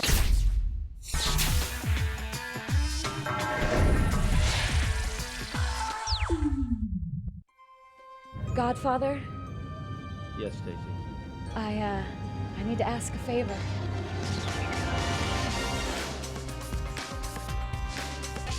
All right, I'm here with David DeMartini, who is Vice President and Executive Producer of The Godfather. Tell us about this amazing game. Isn't this incredible? The game is coming along fantastic. We've got a really innovative control system. We've got a great living world that we're creating, and most importantly, we're dealing with this great property. How long has it been in development? We've been working on this thing for a couple of years, and it's really coming together. We're going to be shipping in the fall, and the excitement is amazing.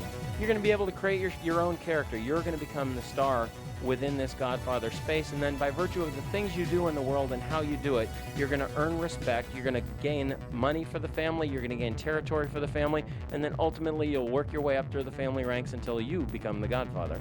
We have a very innovative control system called the Black Hand control system, and there's 3 dimensions to it. The first dimension is a context-sensitive analog fighting system, so very much like a boxing or a wrestling game. The second dimension is the pressure point targeting system, so you've got various pressure points on the body to shoot at the shoulders, to shoot at the arms, to shoot at the knees.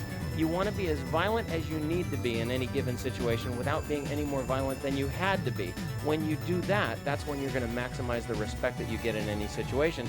And then the third dimension is kind of a face-to-face system where you have the opportunity to extort, negotiate, and do those things that mobsters do. Make sure the message is final. So are you a friend of ours? Do you have a problem that needs to be taken care of? If so, then be sure you become a member of the Corleone family and pay your respects to the Godfather. One more thing, my friend.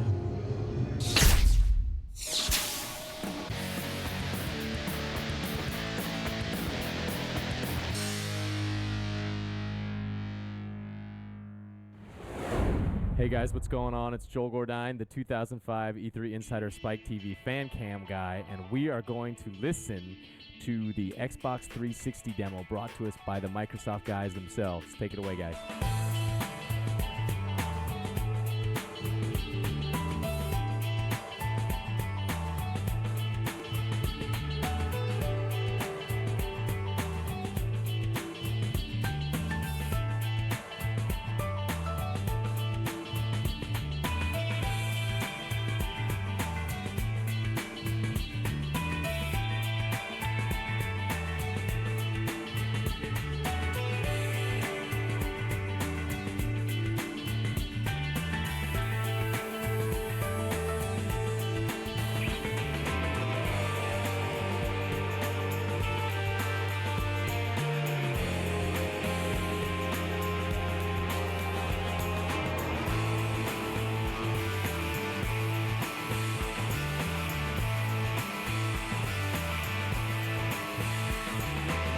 Incredible. Tour of the Xbox 360.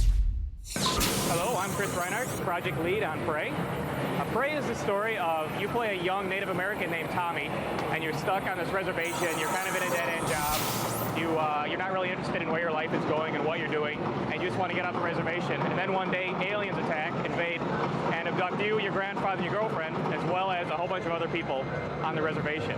And then most of the game takes place on this ship that's just outside of Earth's orbit. And it's basically just the whole story is the story of Tommy wanting to get off the ship and wanting to get back. And he's really not interested in destroying the ship or stopping these aliens. He just wants to get back to Earth with his girlfriend. And so it's kind of the story about what if Earth's savior doesn't want the job. He just wants to get home. The game is powered based upon the Doom 3 engine. We've made a lot of modifications to it, as you can see. It's very cool. It'll be out. Well, it's a 3D Realms game, so it's done when it's done. But definitely pick it up when it comes out. Well, I'm Tony Hawk. I'm here at E3 2005, and we are unveiling, well, we're doing a pre-show of the Tony Hawk's American Wasteland, so you're getting a sneak preview right here over my shoulder, actually. You're one of the few. It's basically, for us, it was a challenge because it's all one big level. It's all Los Angeles, so you can skate from the coast to East LA, Beverly Hills, and that way there's no wait times, in loading different areas. And we're on Xbox Live finally, and this story is much more based in authentic skating in terms of there's like some superstars of the 70s, and there's all kinds of new skating in it. This is more about you're being the star, and so you're still the star of the game, and I don't want to say it's a role-playing game, but you know, you're taken through this journey and you have to meet the challenges to get to the next sections. And there's sort of I can't give too much away, but basically there's a sort of Valhalla that you're trying to create or uncover. We got the new layback and Burts, you know, where you put your hand down, you can combo in and out of those. And so I think that was one of the few missing pieces that we ever had was, you know, this whole 70s sort of surfy style. Hey, I'm Tony Hawk, and you've got Access. I'm Mike Vine, and I'm programmer from Rare, and I'm here to show you Conker today. Conker is a big game. What we've got a port of the original N64 game with jazzed up graphics, new effects, fixed camera system controls, a really great single player game. And we've also got you this, which I'm showing you here now, which is our new multiplayer game. At the moment I'm here playing bots, which is basically against computer controlled AI opponents. Normally you can play online, you can play on live, you can play on System Link, or you can play a campaign against the bots. Now this here is a bot game on our level called Spamono, and it's a kind of a basic capture the flag game, just really small, really hectic, just a lot of carnage going on basically. They've got the 6 classes, all with their different abilities. There's Sharpshooter who's got a sniper rifle, there's the Sky Jockey who's got pretty basic shooting, but he's got a Thopter, we've got a Demolisher with a tank, we've got the general purpose Grunt who's got a Jeep, and we've got a Flamer guy who's got his own flaming vehicle. And now I'm going to show you a couple of the vehicles we've got in our game. Here we've chosen the Sky Jockey, and the Sky Jockey has got a choice of 2 different vehicles. He's got a Thopter, which is a single-player helicopter with missiles, rockets, quite a good guy. He's also got a secondary vehicle, which is a bomber. And basically what you can do, you can fly around, you can pick up guys, they can kind of go on a trip with you, you can drop them off near the flag, you can drop bombs on people. People get into secondary seat and fire a machine gun at everyone, so it's kind of a really hard, all-purpose vehicle. What we're showing you now, which is a Thopter, which basically you fly around, you've got missiles, you've got rockets, you've got homing missiles, you've got machine guns in it, and also at any point in trouble you can jump out, parachute down, go any part of the level. It's a really useful vehicle. Okay, now we're showing the future part, and in the future war we've got tanks and quad bikes and hovering helicopters and bomb machines, and it's kind of great.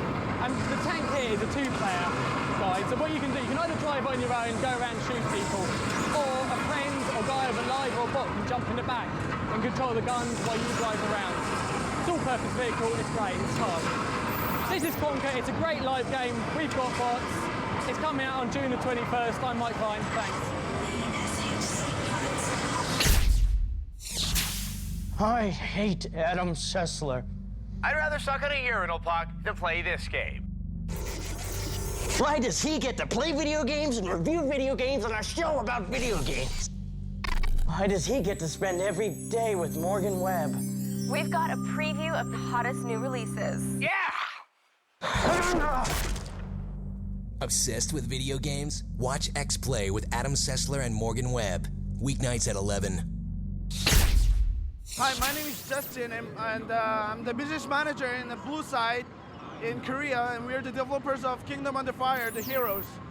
And this game is interesting because it's action and RTS combined together. And it's one of the first in genre in console. And it'll be published by Microsoft for North America and for Asia as well. And Fantagram will be publishing it for Europe and Korea as well. Can you hear? Okay. And as you can see on the screen, well, we have a lot of action going on.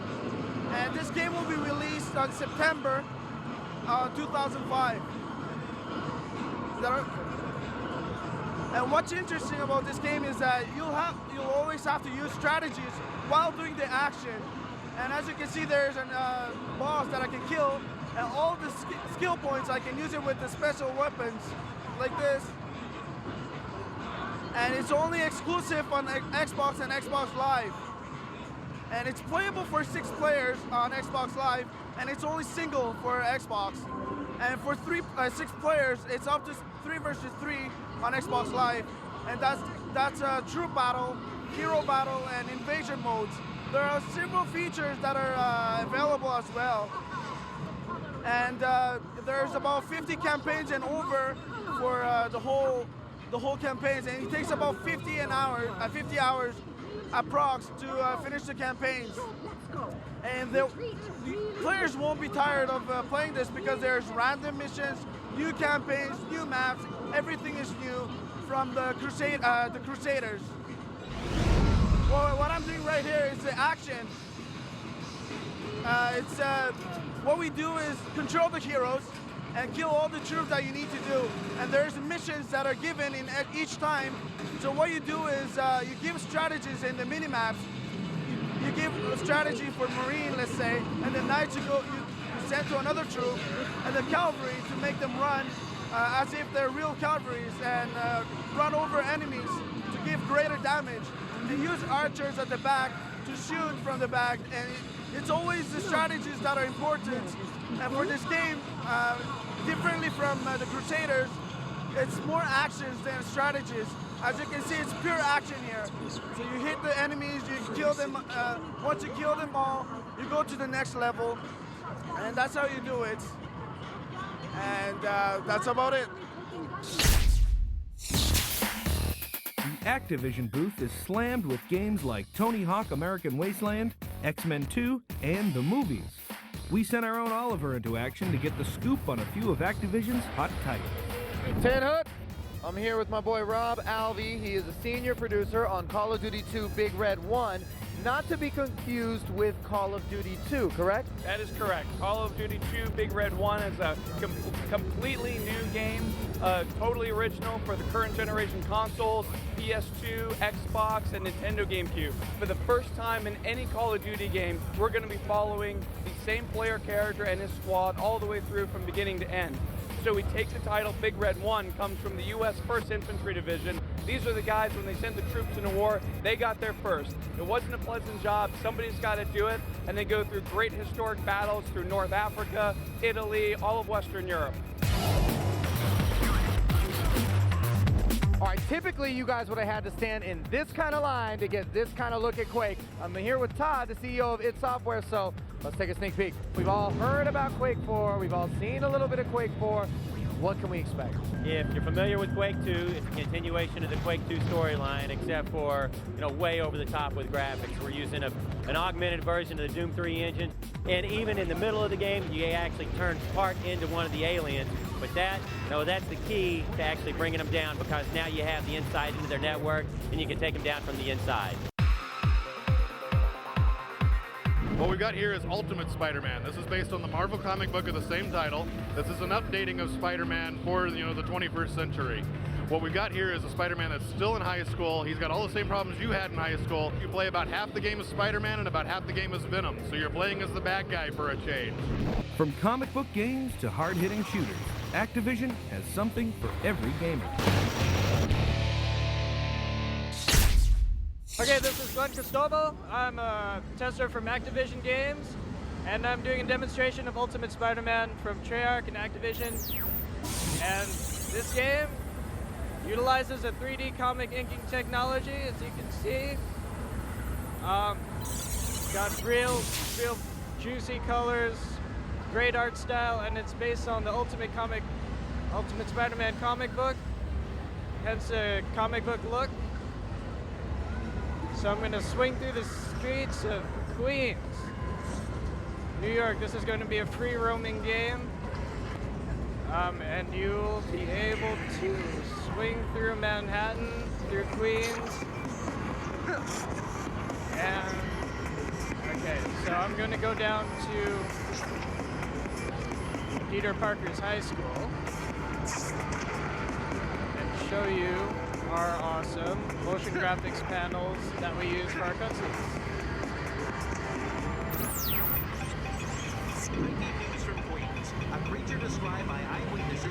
Okay, so this is based on the Ultimate Spider-Man comic book, so it's an updated version of Spider-Man where Peter Parker's a web designer for the Daily Bugle, and it's been updated for a modern day audience.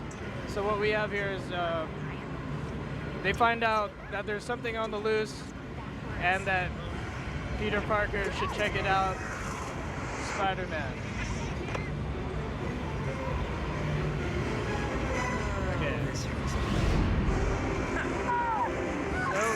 trying to catch up to what the source of the problem is.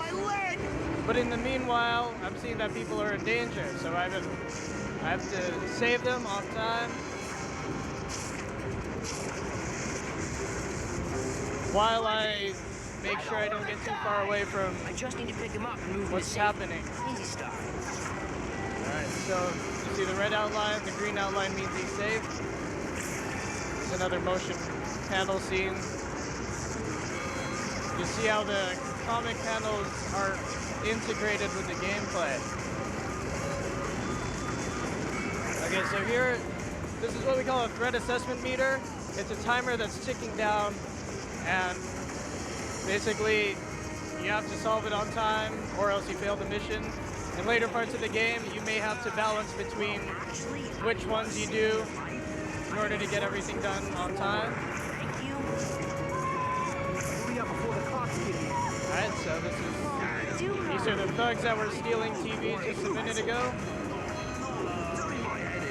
You have different moves. You have to zip them up in a web and so the cops can get them. So here's another person we have to rescue, and in this case, it's a multi-stage process. I have to pull the car off, and I have to get her out from the hole she's in. As soon as I get her out, the car goes right in the subway entrance. So I have to put her in a safe place, get the car out of the subway entrance, and then I'm gonna move on. So coming up is a really cool motion graphic sequence featuring the Rhino.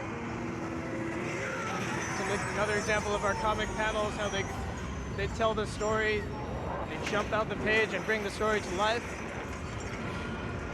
Hey you, is that a rhinoceros horn or you just happen to be... And I just love this because Rhino is just like bigger than the page. I'm so scared I can't finish my own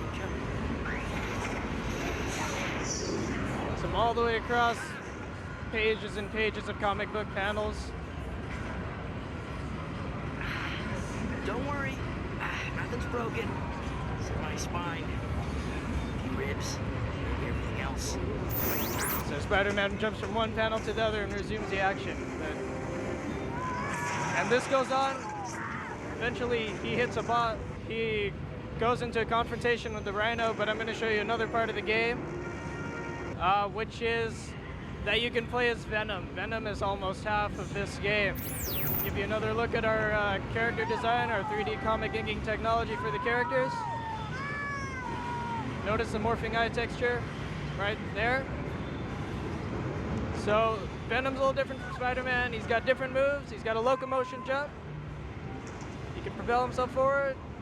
And he's just generally a bad guy. His suit is draining his energy. So in order to get his energy back, he feeds on citizens.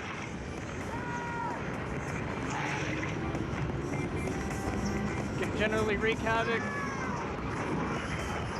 throw cars,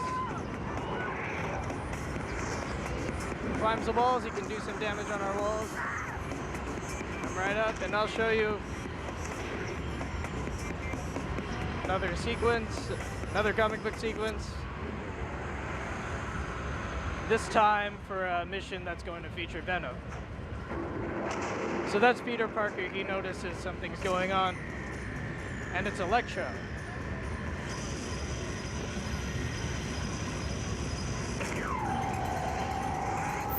So Peter Parker notices that Venom's fighting Electro, and he goes in as Spider-Man to go after Electro. He's a little jealous that he's fighting Venom. Wait a second, are you fighting another superhero on the side? I thought you and me had something special. I bet it's Daredevil, isn't it? What does he have? I did it.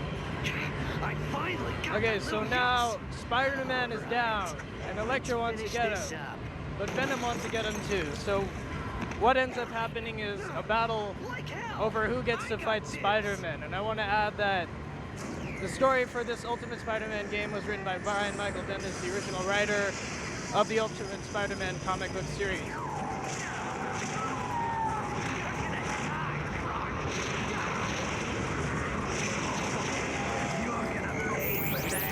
ball. Notice the physics on the cars from the electricity damage.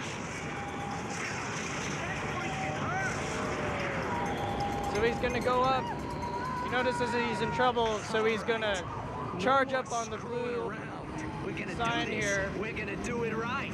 Power himself up, and this is gonna be the second part of the boss battle. That's more like it. So now Venom can't touch him, and he has to find another way to defeat Electro. So, let's try car. Can I hit him with a car? Yes, I can. He goes. He gets out of his suit for a second. I get a chance to wail on him. Comes back. Another way I could do it is water. The Electro is vulnerable to water. See him falls down. Back like that again. Get another chance to get at him. Alright, this is Ultimate Spider-Man. As you can see, it's got a wonderful graphical style with our 3D comic book inking, our 3D motion graphics panels. You can play a Spider-Man and Venom, and it's going to have the largest cast of characters, Marvel cast of characters in a Spider-Man game. So it's a can't wait title, for sure. And I hope you enjoyed it. Here's what's great. I'm standing in front of Half-Life 2 for Xbox. I don't know about you guys, but I didn't have a PC capable of playing this, so I'm hot to get my hands on this console translation, especially with character models like this. Check out the facial expressions. It looks like the engine is preserved really well. And my God, you've got lighting effects straight out of Riddick. I don't know if you guys checked out that, but that's a must-play. Amazing. I didn't expect to see this at E3 this year. I'm really excited this is coming to the box. I mean, until next gen, we're just not going to see graphics like this, so pretty incredible. No guns in this demo, just the walkthrough, just the interaction right now. I'm assuming we'll see more in the coming months. All right, pretty incredible. Let's move on. I see a Halo 2 multiplayer map pack I want to check out.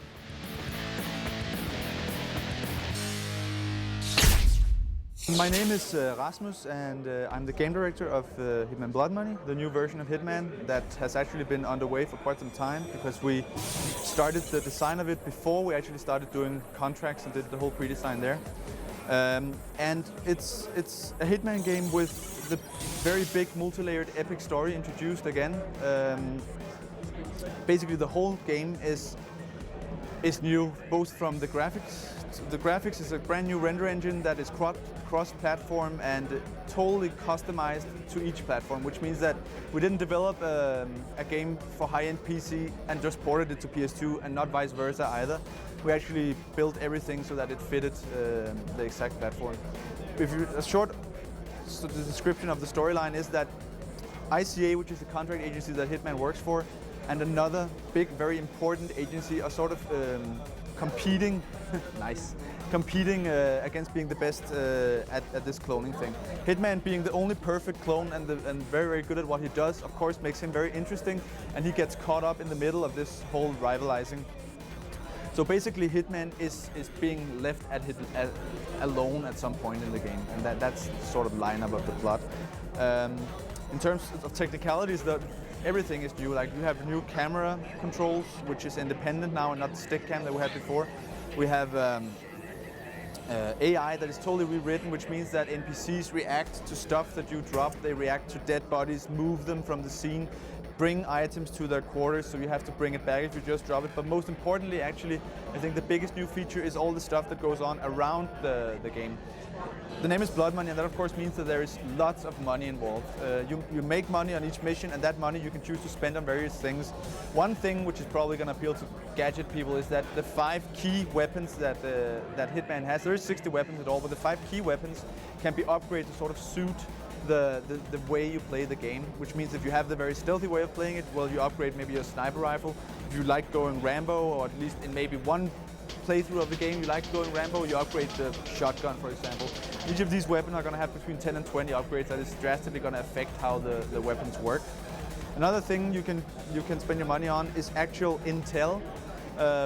We are aware that beforehand some people had difficulties playing the game, because it was kind of challenging with this whole world just going on, and you had to sort of figure out and patch things together. So now you're able to, on top of course choosing a difficulty that affects the whole AI thing, you're able to buy intel about the interesting stuff in the level. So if you want to say rig an accident, you know, you want to drop this chandelier on someone because it's cool to do, and you're just, you know, having a difficult time how to figure it out, you can buy these little patches of info that will all bind to the profile of the game. So it means you can't just do that and then load and you'll have the info. So it's going to have a consequence. Another cool thing is a notoriety system that we've introduced, which means that when you leave behind evidence, if you're seen by security cameras, if witnesses see you kill people and you don't do anything about it, then the next level you play is going to be the AI is going to be affected by this. So, which means that if your notoriety is skyrocketing, the next level you're going to play, people are just going to run away screaming from you. And the way to remedy this, of course, is to bribe off people, and in the extreme consequence, it's to buy a new identity. So, even though we did a lot of effort to make the game fun when you go shooting and play it as a shooter, the backside of doing that is that all the money you're going to make, you will almost be forced to spend on, you know, fixing all the trails that you leave behind. And this whole thing is going to be visualized for the player with a newspaper article that describes the whole scenario. Like, say you do it stealthy, it could be accident kills, I don't know, Sheik, and you know, we have no clue why or whatever. From that to psycho killer goes rampaging through casino, for example. Hi, my name is Ashley Chang. I'm a senior producer here at Bethesda Softworks. I've been working on Oblivion for the past 3 years. Back in 2002, after we finished Morrowind, we decided, you know what, we're going to go big, and we're going to go big early. So we decided Oblivion would be for the next generation consoles. We had a good idea of what the 360 was going to be all about, so we specifically designed the game to take advantage of the next generation hardware. The entire first year was spent on just technology. Technology, technology, technology. One of our major goals for the game was a fully featured forest that's never been seen before in any RPG. And again, it wasn't possible with previous generation technology. So we spent a year working on making just a vast forest full of grass, trees, foliage, rocks. We had programmers go to the geology lab at the University of Maryland to study how soil erodes, how rock erodes, how trees grow. So we basically wrote a program that simulated this erosion so that you could see realistic looking hills, valleys, fields, mountains. And the game, again, it's one continuous world, so you can keep going straight out to the horizon. You can get on your horse, ride off into the forest, and just keep going. There's no loads. It's all streaming in. The game is extremely pixel shader heavy. Everything is either enhanced or created by pixel shaders in some way. There are normal maps, parallax maps, gloss maps everywhere on every object in the game, so that we can portray realistic lighting, realistic shadows as well, soft shadows on everything. So it's a very beautiful game. Our main goal was to go for photorealism this time around. We wanted you to feel like you're in Lord of the Rings in a true fantasy setting with lush forests and shining swords. We have over 9,000 objects that are meticulously built, handcrafted by artists, and they look absolutely gorgeous with all the different textures and maps on them. One of our major goals was also redoing the AI as well. So we created an AI system called Radiant AI. It allows us to give NPCs 24/7 schedules. We have over 1,000 NPCs in the game, so it's physically impossible for us to custom script each NPC by hand. So the system lets us give each NPC their own specific goals, their own specific follow-up behavior. We just tell them you're going to sleep during this time, you'll eat during this time, and they determine how they do it. If they're hungry, they'll see if they have anything in their inventory. They'll maybe go out and buy it. If they have if they're untrustworthy, they'll go out and possibly steal it. Or they'll go out and they'll kill it. You know, they may find a deer in the woods, they'll kill the deer and they'll eat it. Sleeping is the same way. They'll look for a bedroll, they'll look for a bed, they'll take their clothes off, they'll go to sleep. When they wake up in the morning, they'll put their armor back on. That's actually a nice transition to vampires, which have come back into the game from Morrowind. And one of the things that you can do is you can watch when people sleep so that you know when you can go in and feed on them. It's a really cool feature, actually. It's something that we didn't really anticipate when we first designed the system, but as we started implementing vampirism, we realized, wow, that's a really cool thing you can do. Definitely, you know, it's a good time for thieves to watch shopkeepers when they go to bed, when they close shop. It's a good time to break in and steal stuff, sell at defenses in the game, make a lot of money that way. We have over 300 dungeons in the game for you to explore. We implemented a lot of physics-based traps, things that swing around and knock you over. It's really, really cool stuff, really fun stuff. We also revamped our combat system as well. So we wanted to really give you that visceral feeling of knocking guys around, swinging your sword around, using the force feedback on the controller to really, really give you that feeling of being in combat, of melee combat, something that's not really been quite done before for an RPG. With each successive Elder Scrolls game, our main idea is always to reinvent the game, to go back to the core concepts that make an Elder Scrolls game exciting. It's the free-form exploration, just the ridiculous amount of detail in the world and environments, all the stuff that you can pick up and move and manipulate, and the exploration as well. So you're going to find all that in Oblivion. It's all there for you to explore, but we also wanted you to get to the fun faster as well. So we implemented fast travel, where you don't always have to constantly travel back and forth between different locations in the world. We have horses now that you can ride and travel there faster. When we first created the forests, we realized that it's really easy to get lost in a forest. So we implemented map markers that will appear on a compass in a corner to let you know, again, show me the fun, where's the fun, and get me to there as fast as you can. So for the fans of the series, however, you can completely ignore these implementations that we've done to the interface to make the game a little easier for casual gamers. You can go wherever you want, do whatever you want. The depth of the game is still there with alchemy, spell making, enchanting. All the magic systems are back. All the skills are back, the classes. We definitely wanted to have the depth there for our hardcore fans. However, we tweaked the interface, we've tweaked the quests a bit so they're more character driven, more story driven. Again, for the casual audience who just want to get in, they want to have some fun, they want to hear a good story, experience a good story, and then move on. They're not there to live another life necessarily. So the Elder Scrolls 4 Oblivion will be available this Christmas.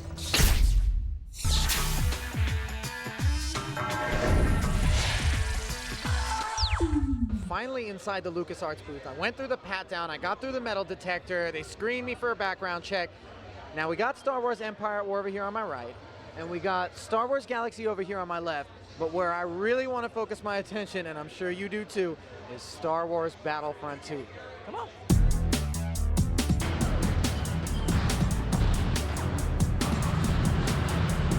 The first thing that I want to know about Star Wars Battlefront 2 is... There is some Wookiee in the game, yeah. Yeah, it's there. Why am I going to go plunk down some money to buy Battlefront 2? We have some really major enhancements to the game. The first one is that you can fly in space. You got space combat in Battlefront 2. It's all new to Star Wars Battlefront 2. These really massive, immersive space battles. You can dogfight, you can take over capital ships. You can actually fly a TIE fighter into a rebel frigate, land, get out, and start shooting rebels.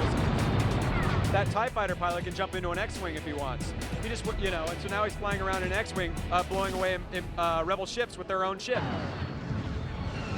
The other major thing that we're adding is Jedi. This was not available in the first game, but now in Star Wars Battlefront 2, you've got Jedi characters, and they're fully integrated into single player and multiplayer as well. So Jedi are a major faction. We've got a lot of hero characters. We're not announcing all of them just yet, but we are showing Obi-Wan here at the show. This is our Obi-Wan Kenobi model. He's based on Ewan McGregor's performance. He's the young Obi-Wan. General Grievous is also in Episode 3. Darth Vader, of course. Yeah, I mean, we're definitely using hero characters that people are going to be very familiar with from the films. Hi, my name is David Collins. I'm a sound designer at LucasArts, and I'm here to tell you about Star Wars Battlefront 2. And it's coming out this fall on the Xbox, the PlayStation 2, the PC, and we just announced here at the show that it's coming out for the Sony PSP as well. So we're really excited about going out this fall with Battlefront 2. Of course, it's the sequel to the original Battlefront, and that was the biggest selling Star Wars game of all time. So with the sequel, what we're trying to do is we're really trying to up the ante in every way that we can. We went out and we listened to what the fans wanted. We solicited their feedback. We had a lot of cool ideas that we wanted to do in the sequel if we were going to do a sequel. Some things we wanted to do with the original that we're putting into the sequel that I want to show you really quickly. The first thing I want to talk about that's going to make this a must-have for fans of the original game, or even if you haven't played the original game, is that we've added space combat to Star Wars Battlefront 2. And so what we're doing here with space is that we made it obviously very, very expansive. You can jump into any ship that you want. Why don't you go ahead and go back to the hangar, Lewis? go back to the hangar. You can jump into any ship that you want. For example, he's going to dock right here into a Star Destroyer, and he's going to jump into a variety of ships that we've added. Now, obviously, in space combat, you can do a variety of things. You can dogfight. You can destroy capital ships. He's going to get out here, and he's going to jump into a different TIE fighter. And let's see if Lewis here, our tester, is going to go pick a fight with a few rebels. There you go. Go ahead and jump into that TIE fighter. And he's going to go out and do some dogfighting in space. So as you can see, these maps are just enormous. That hangar was huge. So now he's out in space and he can do some special aerial maneuvers. Go ahead and pull a few dogfight maneuvers. There you go. And they're all very different depending on what you're doing with the analog stick. And one of the most exciting things that you can do in space is that you can actually take your fighter and you can fly it into an enemy capital ship. And I don't mean run into some invisible wall of collision or anything. I mean, you can literally take it into the ship and dock in the hangar, get out and start picking a fight with the rebels inside the hangar. And Lewis is going to show you just how it's done right here. He's going to fly right into this rebel capital ship and go right in. And when he's there, he can steal a rebel ship if he wants, and he can go out into space and do that. He can obviously engage in some ground combat, or he can actually get into one of the ship's turrets and use the ship's turret against itself. And so there's all of these gameplay elements that are in space that are going to be fantastic in single player and multiplayer. Why don't we go ahead and move on? I'm going to show you something else. So space is a major enhancement to Battlefront 2. One of the other things that we're doing is we're adding Jedi to Battlefront 2. And this is something, they were in the first game, but we just sort of hinted at it. But this was really at the top of our radar to add in Battlefront 2. So we know that the fans were screaming for it. We've fully integrated it into single player and multiplayer. We're going to show you a little bit about that right now. This is going to be a classic level from the very first Star Wars film. Actually, this is sort of an untapped resource for Star Wars video games. This is Princess Leia's ship from the original film. Of course, you've probably seen the film, so we're going to skip through this for just the sake of moving on, and we're going to get right to it. As you can see, you can live the opening scene in Star Wars, which is what Lewis is doing here right now. Now, the way that Jedi work is that if he's doing really, really well in the battle, he'll get a radio communique that says Darth Vader's entered the battlefield in this particular case. We're going to have lots of hero characters, not just Vader. We're not giving them all away right now. We're keeping a bit of them under wraps. But if he captures this command post right here, then Lewis is going to have the opportunity to play as Darth Vader. So let's see how he does. I've been kidding him too, because we've greatly enhanced the enemy and friendly AI. So these rebels have been giving Lewis quite a run for his money here. But it looks like Darth Vader's made an entrance onto the battlefield. We'll skip past this because it's Star Wars. We know it. We love it. And it says, do you want to play as Darth Vader? Yeah, I want to play as Darth Vader. So now he's available. You're going to get in, and he's a part of your arsenal. Lewis is going to suit up as Darth Vader, and he's going to go ahead and play. And they're there to turn the tide of the battle. They all have their unique force powers, their unique lightsaber skills, but they're not there for an infinite amount of time. As you can see here at the bottom of the screen, there's a time meter, and the more you contribute to the battle, the longer you can stay as a Jedi. Of course, Vader can, in classic Vader style, force choke some opponents. Why don't you go ahead and lay down the force choke on that officer there? Even though it's his own guy, he can still force choke him and, of course, wreak havoc on the entire ship with his lightsaber. Why don't we go ahead and move on? So besides playing as Jedi, besides being in space, Episode 3 just landed in theaters. Episode 3, Revenge of the Sith, just came out. It's doing really, really well at the box office. It's a huge movie. I'm not saying this as an employee, I'm saying this as a fan. It's awesome. It's a great movie, and we're including Episode 3 content into Battlefront 2. So now, for the first time, players have the entire Star Wars saga available to them, all 6 films for you to play in Battlefront 2. So we're going to show you some Episode 3 content here, also some more Jedi content. These are clone troopers, and they obviously are looking a bit more like stormtroopers nowadays. We have a new class in each faction. This is a new class in the Republic faction. This is the clone commander with his chain gun. You're on the planet Utapau, which is a sinkhole planet. It's this city that's built into the side of this crater on the surface of the planet. As you can see, these maps in Battlefront 2 are enormous. We're making these really large areas for you to play some very epic battles in. So now he's going to go and join the battle, and while he's doing that, I also want to tell you about how we've enhanced the single-player mode of Battlefront 2. We've added a lot of story elements to Battlefront 2. So we're telling some really great stories, and one of the best stories that we're telling is of the 501st Legion of Troops. And just to give you some context as to what that is, the 501st is the name of one of the largest independently run Star Wars fan organizations in the world. All those guys you see dressed up as stormtroopers at movie events, at game events, here at E3, these guys are members of the 501st Legion, also known as Vader's Fist, which is a pretty cool name. And as a nod to the fans, we're telling the story of how the 501st goes from being clone troopers in the Clone Wars to being Imperial stormtroopers in the Galactic Civil War under the tutelage of Darth Vader, although I use that term loosely. You know, he's not very kind to his troops sometimes. He's got that Force choke ability. So another small addition is you can change classes at any time. You don't have to die. Players can sprint now. They're more maneuverable. We have all new vehicles, locations, weapons, characters. So this is Star Wars Battlefront 2. It's coming out this fall on the Xbox, which is what we're seeing here, the PlayStation 2, the PC, and the Sony PSP. So you definitely want to check it out. It's a great game. It's a must-have for fans of the original game. If you've never played the original game, now's a great time to get into it and check it out. We've got a lot of content. You can play it any way you want as a Jedi in Episode 3 and in space. Our great new story modes. Check it out this fall.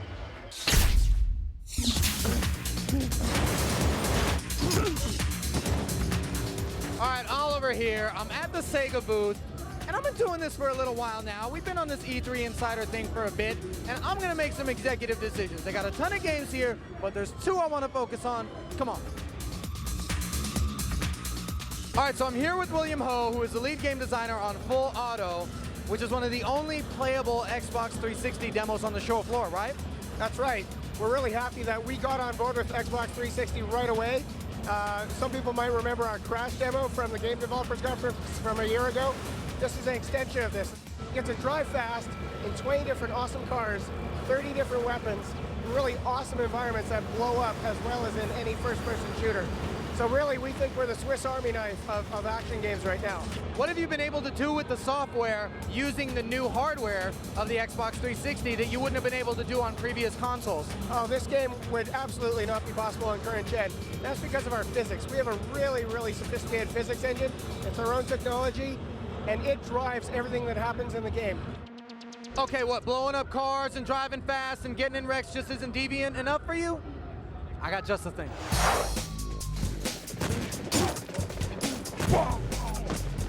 The survival horror genre has several titles in it. Why am I going to plunk down my money to buy Condemned? Because it's a very different game. It's not, survival horror isn't really the genre. We're going for more of a psychological horror element, more like something you would find in a cinematic experience like Seven. You are Ethan Thomas, who's an FBI detective. You've been essentially framed for a crime that you didn't commit by a serial killer. So you hate it when that happens. Yeah, it's a rough gig. It happened to me like 3 times last year. Just today, twice. Yeah, the paperwork is immense. So when can we expect Condemned? We're not exactly sure when Microsoft is going to launch the console, but we will be available in the Xbox 360 launch window. Yo, what did I tell you? I got you guys covered, man. You gotta trust me. Listen, you gotta look for Condemned and Full Auto when the Xbox 360 launches, possibly during the fall. Peace.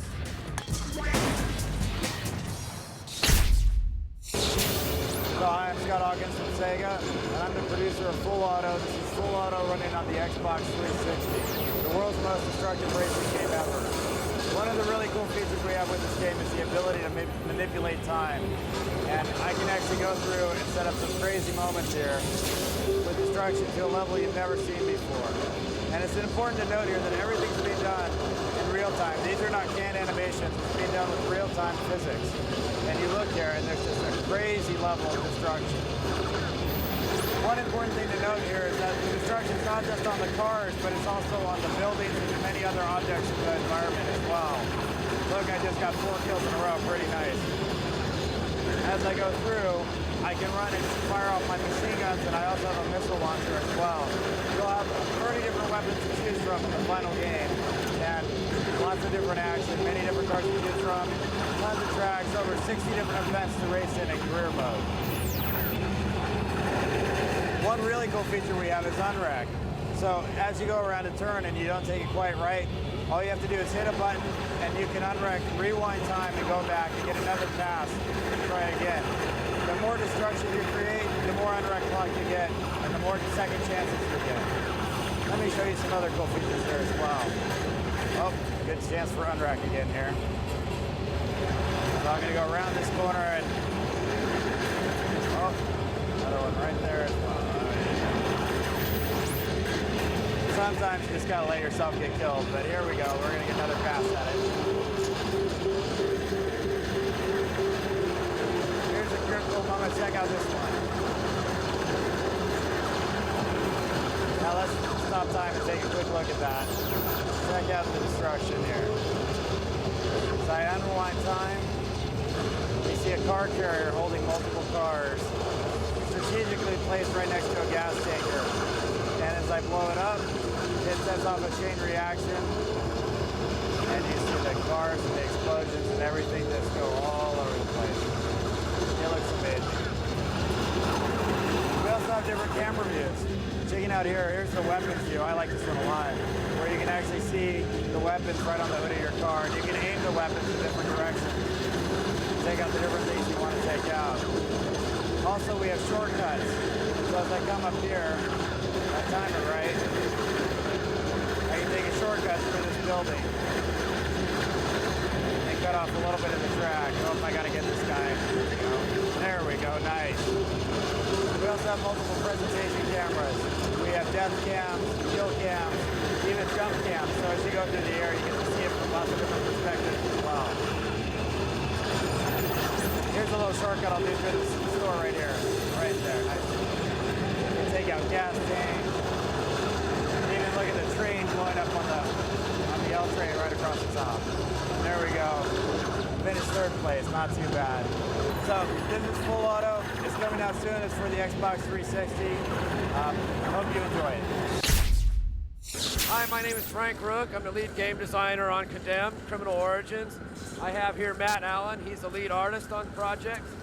He's going to run us through a little bit of the gameplay, and I'll discuss a little bit about what the gameplay is like playing this.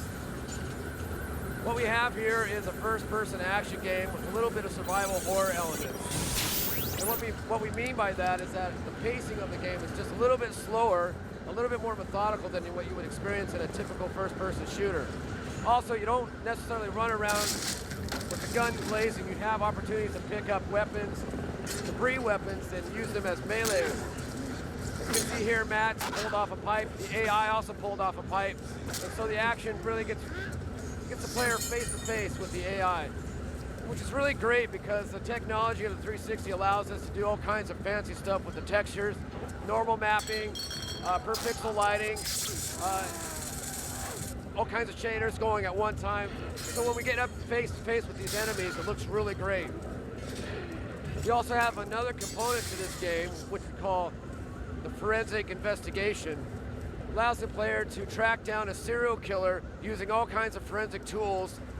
They can find evidence, collect it, send it back to the lab. Between the two guys, the player and the lab tech, you can determine what that evidence means. This propels the story, also propels the player objectively through the game. Matt here has found a piece of evidence on this locker door using a black light. Now we have like 6 different kinds of forensic tools that the player can use. The black light was just one of them. We also have like a sampler where you can collect the evidence. We're really trying to go for a very atmospheric game, taking advantage of the lighting and of the kind of textures that we can get to the Xbox 360. Another big component of our game is just the fear, the tension, the apprehension of what could happen next.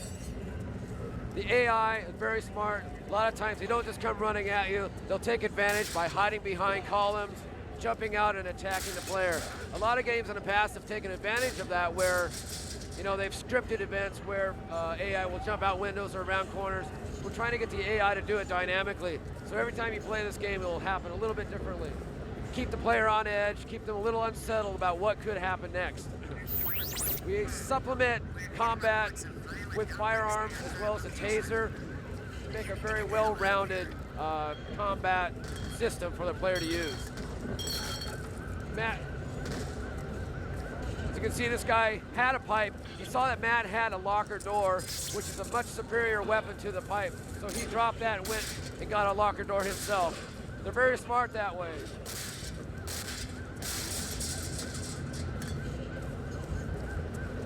Straight ahead, we have, why don't you pick up that? Matt will demonstrate what it's like to use a taser, as well as checking your ammo, which is an important part of the game. Instead of just playing the ammo all the time, we leave it up to the player to keep track of how much ammo they have in the weapon. And you can't carry around ammo. There is no inventory. So when you pick up a weapon, you're limited to the ammo that's left in the weapon, either dropped by the AI or you've just found lying around.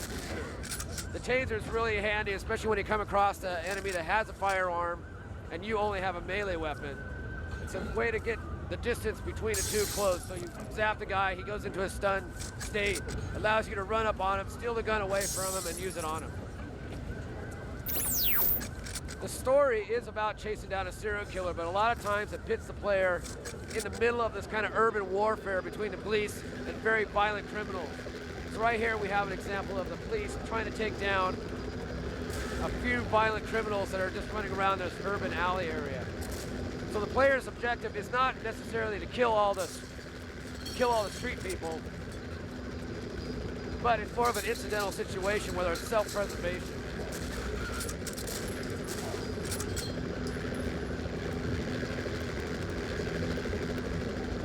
So down around the corner here, Matt will see some heavy-duty action, and the player's just caught up in the middle of this. So like I said earlier, our game is a little bit more methodical, procedural, but we have spikes of intensity where it's just really raw and brutal and in your face. The AI also are not very keen to each other, so they tend to fight each other also. So a lot of times a good strategy is just to stand back and let them take care of themselves. Well, that's pretty much wrapped up our Condemned game. Thanks a lot for taking the time looking at it. So my name's Chris Evenden, I'm Director of PR at ATI. One of the things we want to talk about at the show today is Xbox 360. You may or may not know that ATI co-designed the graphics processor for 360, and it's something we're immensely proud of. It contains a number of innovations that you're not going to see this year on PC. You'll see one or two of them maybe next year. Some of them you'll never see on PC graphics at all. It's an incredibly powerful and versatile graphics processor. But we've got it here running live content, and I can talk you through the live content. This is not a tape loop. This is something that's being rendered live. It's actually a demo for our next generation PC content that we decided at the last minute we'd try and port across to Xbox, and we used their XNA tools to port it across. We got it across in less than a week, which really speaks to the programmability of the Xbox as well. And you got it here running. It's not even fully flexing anything like the full capabilities of the graphics processor inside. So you see here something looking absolutely amazing. Yeah, there's a lot of detail, a lot going on, even getting the skin right on Ruby. The three things I think that we're most proud of in the architecture. Firstly, we have this thing called an adaptive shader array, and this is a unified shader architecture. Again, this is something you'll see come to PCs probably at the end of next year, and you're going to get it this year on the 360. And incredibly flexible, very versatile, very powerful. The developer doesn't have to worry about whether there's a lot of geometry going on in the scene or whether there's a lot of special effects. It just it balances it all on the fly. Very, very powerful. 48 shader engines. 240 shader operations per clock. Very powerful. Second thing we've got in there is a modeling engine. This is really a tool for tomorrow. This has a lot of incredible features that game developers aren't even using yet. It's something that you'll see discussed in papers at conferences like SIGGRAPH. Global illumination, for example, is one technique that the industry agrees is the way forward for lighting scenes. We can do it on this. We can do it on this chip this year. No other console can give you that. The final feature that we're immensely proud of is we've got this intelligent memory actually embedded in the graphics processor. It's like we've extended the graphics pipeline right into the local memory, and that allows us to do, this is absolutely essential for high-definition gaming. Allows us to do things like anti-aliasing, essentially for free. There's no performance here for XAA, something that's absolutely essential for high-definition gaming, where you can see every pixel on the screen. You could get away with it before on standard definition TVs. You can't get away with it now. It also allows you to do very, very fast stencil calculations, which are immensely important for shadows, dynamic shadows and everything. And it also allows you to do blending for special effects, explosions, that sort of thing. So overall, you've got an incredibly powerful engine that gives you fluid reality, like natural motion, great special effects. Years ahead of anything you'll see anywhere else. It's like next year, and you're getting it this year. I'm Brett Russell. I'm Vice President of Terminal Routing and Executive Producer of Demonic. Demonic is a story about a demon named Volrath, who lives in the underworld, who is basically a slave to anybody who summons him. It's a next generation title, Xbox 360 exclusive, and you're going to see it coming out about mid-summer of next year. Volrath, it's interesting. You're summoned into a human body. There's no health packs at all in this game. To be able to get more health, you have to jump from body to body. And when you're jumping from body to body, you're looking for the person who has, who's the nicest person possible, because evil doesn't like to use evil, it likes to corrupt good into evil. So as you jump into a better person, you convert their goodness into evil, which equates to more power. The longer that you're inside the body, the more the body changes into the final form of Volrath, which if you can stay in a body long enough and gain enough power, you actually get to shed the skin of the body that you're in and become the demon itself. Total next generation physics, we do real-time lighting with multiple passes. So you'll see that shadows aren't just black and things aren't white. You get all kinds of different colors of gray and a much more realistic feel, stuff that we can do on the next generation consoles that we couldn't do on earlier ones. We also have interesting things with the character itself. When you're in human form, you can see that the character has glowing red eyes, and if you look at the shadow, he always has the shadow of the demon itself. That lets other characters realize that there's something not quite right. Go ahead and jump to the boss fight, Brendan. There's going to be, 25 powers in the final game. There's going to be 8 different kinds of powers with 3 different levels that you can use any of the levels at any time. And also the Devil Hand power, where you can pick up objects. All of this is run by the corruption potential that a person has, that whole goodness to evil thing. So the better the person, the more corruption potential they actually have. Here you see that it's near the end of the level where Volrath has gained enough power that he gets to shed the skin of the human that he's in and try to go after his final target, which is the CEO of this particular company, who is a murderer. And the CEO has summoned a demonic of his own, in this case a protection demonic, who, you've been tearing up his whole factory. He summons up a protection demonic to protect himself. Now you've got to fight against the protection demonic, as well as the demon, who are there to try to destroy any demonic that comes into our dimension. Unfortunately, the demon, you can't possess him. You can't use your powers against them, so that makes them a very difficult foe. You've got to use environmental objects to actually take those guys out while you're still fighting the protection demonic to be able to get to your final charge. You'll see that demonic has extremely destructible environments. The physics really come into play with a lot of actually maneuvering through the environment and making sure that you can attack your enemies. You'll see that you want to wait till you have an enemy at the right spot and they collapse an entire roof on top of them to be able to take them down. The protection demonic, his powers, his wings are invulnerable, so he can stretch out his wings in front of any object or any person, and you can't attack whatever is behind it. Or if he wraps the wings around himself, then he's invulnerable during that time. He also can devil hand objects. He can also pick up Volrath, and in this particular case, he's got a beam in his hand, so he can hit him like a baseball.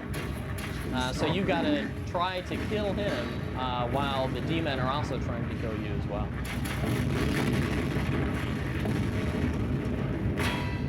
This is demonic, and expect to be seeing it on the shelves for Xbox 360 summer of 2006. The end of days will soon be upon us. What is thy bidding? I have summoned you to wreak vengeance. There will be no escape for the innocent. Kill all of them. No forgiveness for the guilty. And I want them to suffer. And no mercy shown to mankind. Make them suffer.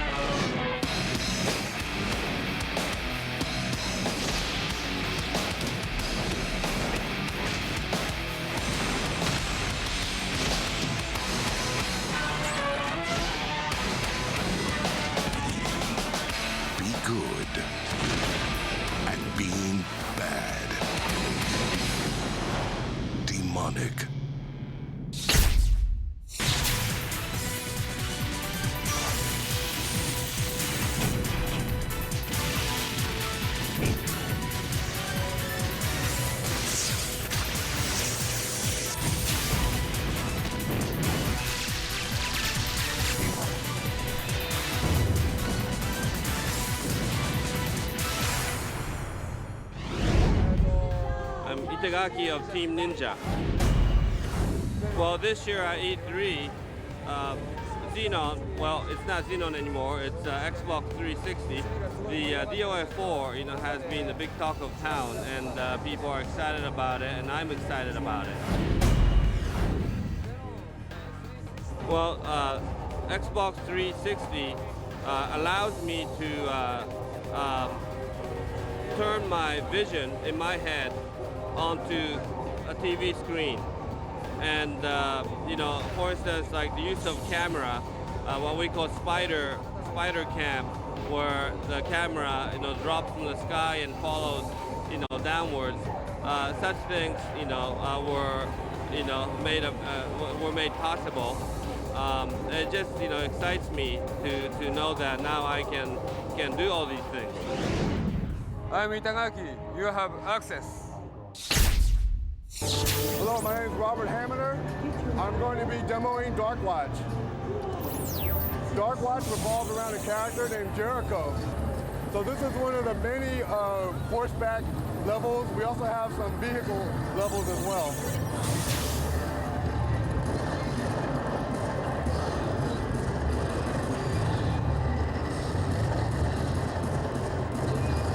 So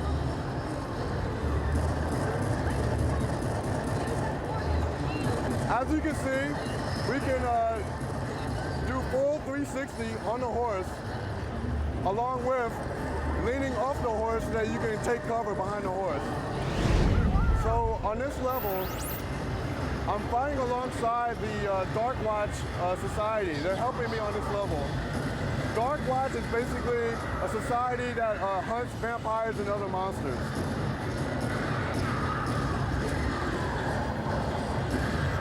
As you can see, you have all the conventional weaponry, shotguns, pistols, dynamite, all kinds of traditional Western-themed weapons, along with crossbows and other weapons.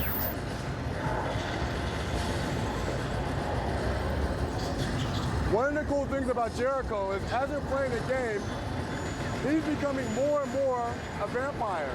So he starts to gain more vampire abilities. Right here, I'm double jumping around. He can jump almost 3 stories straight up into the air, which adds a lot of vertical fighting in this game.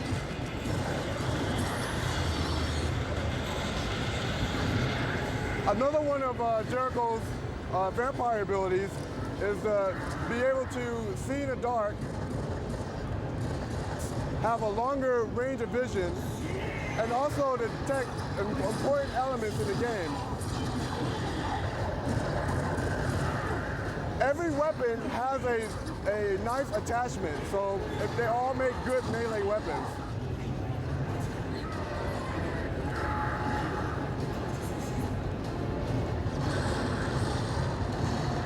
It has pretty decent physics. You can push barrels and then use them to explode. That one didn't explode, it didn't have explosives in it.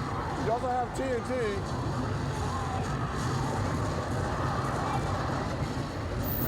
Well, that was Darkwatch. It'll be coming out from High Moon Studios and Capcom. Hope you enjoyed the demo.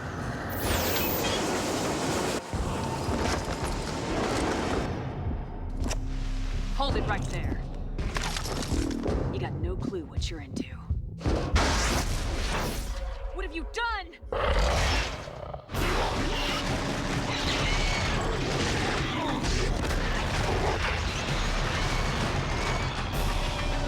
You have been chosen. In time, you will know why.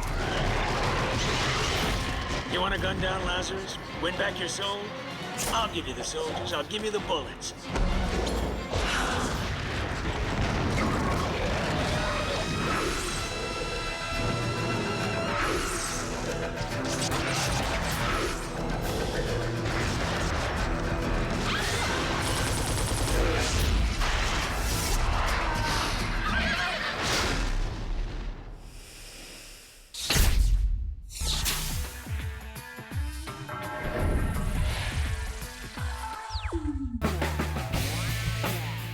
Midway is releasing sequels to two of the most well-known franchises in gaming history. Get ready for Mortal Kombat Shaolin Monks. And John Romero, creator of Doom, brings us another chapter in the always popular Gauntlet series. Let's start with Mortal Kombat. This isn't just a head-to-head fighter anymore. We've taken Mortal Kombat and put it into the action-adventure world. So now you don't just have your one-on-one fight, you can fight multiple lanes at one time. The game is based around Mortal Kombat 2, so every character from MK2 is in the game somewhere. The story is based around MK2, and all the backgrounds of MK2 are actual levels in this game. All right, so I got y'all the sneak peek that you've been wanting. Mortal Kombat Shaolin Monks is gonna come out this September. Now leave me alone! Wizard needs food badly. You remember that? Yeah, that's the good old days of treasure chests and ham bones. But check out the new school Gauntlet, Seven Sorrows. We've tried to really evolve this edition of the Gauntlet franchise. It's really friendly to people that like to play it as a masher. It's a classic Gauntlet style of play, but it also is more in-depth. So you have a more in-depth combo system. You can do juggles, knockdowns, block breaking, grab guys, throw them on spikes, do all sorts of nutty stuff like that. We also have an RPG system underlying it in terms of items that you can collect. They have statistics. You can find better items, trade them with people online, and also you can advance your characters, buy new combos, and power up your existing combos. So if you're a fighter, not a lover, then Midway has what you need with Mortal Kombat Shaolin Monks and Gauntlet 7 Sorrows.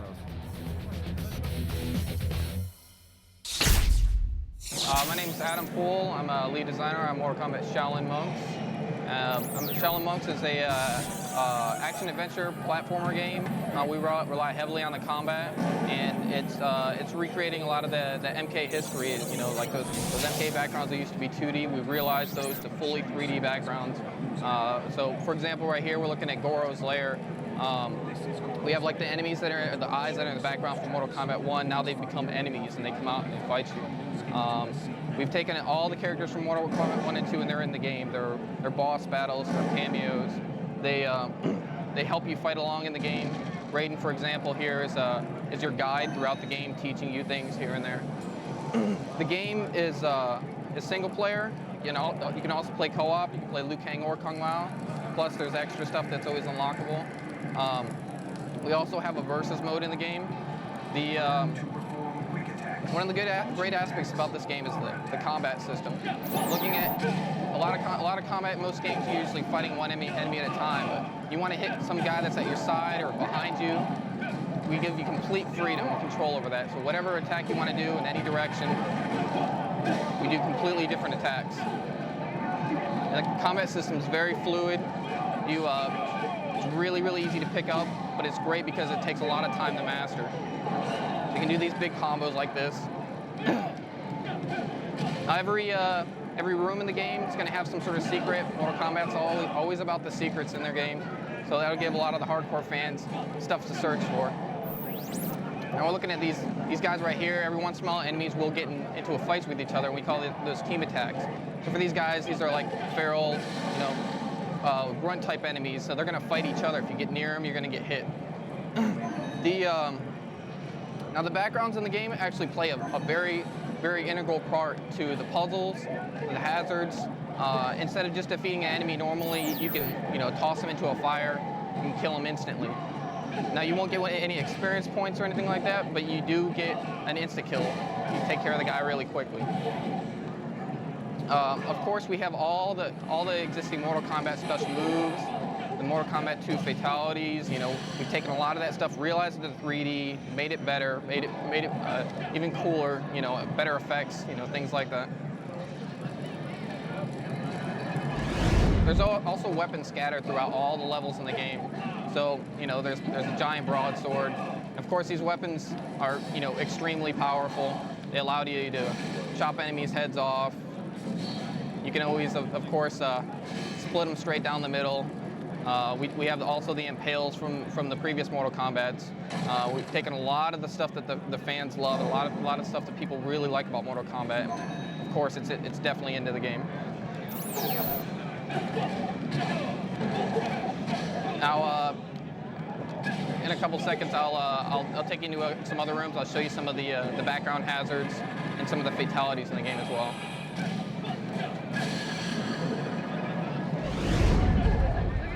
So just to run you through this room real quick, it's an example of a room that's got background hazards in it. Later on, you can use the abilities to impale an enemy on spikes, and then you can platform on his body to get to other areas in the game. So that's just an example of the types of puzzles in the game are all action-oriented. There's no pushing, pulling blocks around or anything like that. It's all, throw an enemy into a catapult, and then his body launches into a wall and breaks a wall down. Platforming on enemies' bodies and spikes.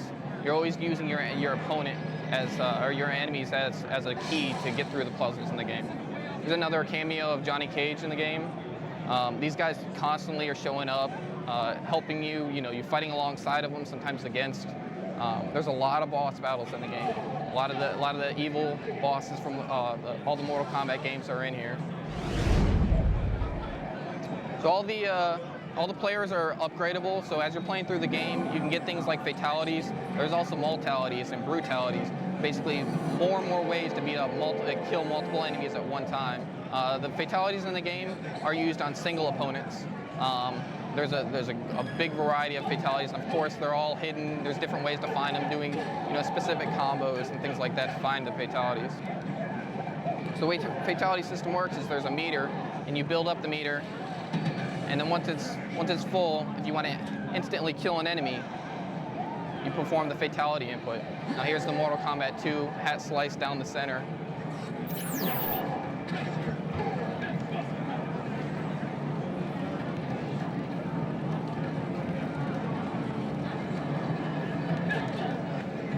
I'll throw another fatality in just for good measure. So I built up the meter.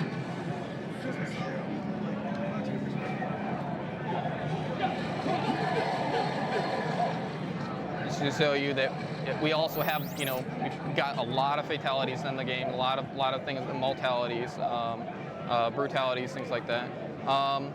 The Mortal Kombat Shaolin Monks is coming out in September. It's for the PlayStation 2 and Xbox. There's a lot of great stuff in this game, and I hope you guys like it.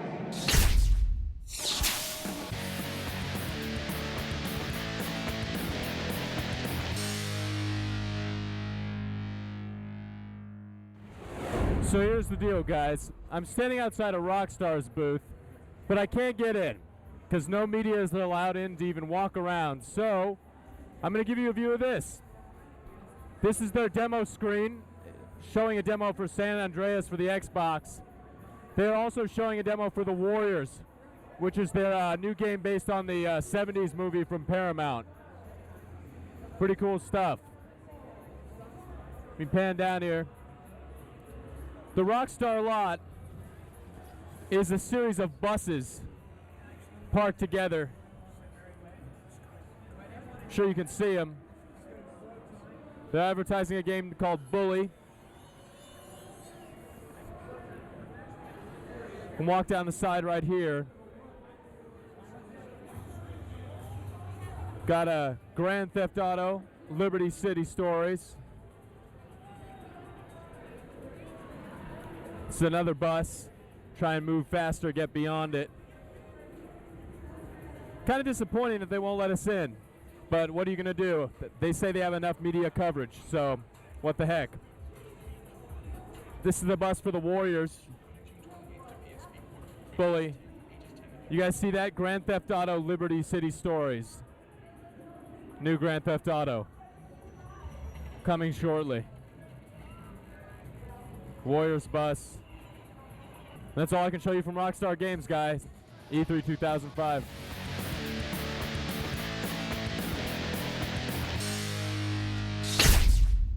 I'm Donald Mustard, and this is Jeremy Mustard, and we're the creators and directors of Advent Rising. Advent Rising is shipping May 31st exclusively for the Xbox. It's the first in a trilogy of epic action adventures for consoles. Advent is an awesome game where you take on the role of Gideon Wyatt. One of the great things about Advent is the story. From day one, we wanted to tell a very incredible narrative, an awesome story, the likes of which has never been seen in a video game before. And kind of the mythology we're going with is that there's these advanced alien races that have this mythology and these legends of these ancient beings that will one day return to unite the galaxy, and they're known simply by the name of humans. Now, no one's ever actually seen a human or knows that they actually exist when, at the start of the game, a human world is discovered by a passing alien fleet, and the aliens are shocked to find that humans actually exist. You take on the role of one of these humans as you learn what it means to be truly human. We wanted to tell a story about the power of humanity, about what would it be if, because we as humans use 10% of our brain. Well, what if we could use 100% of our brain?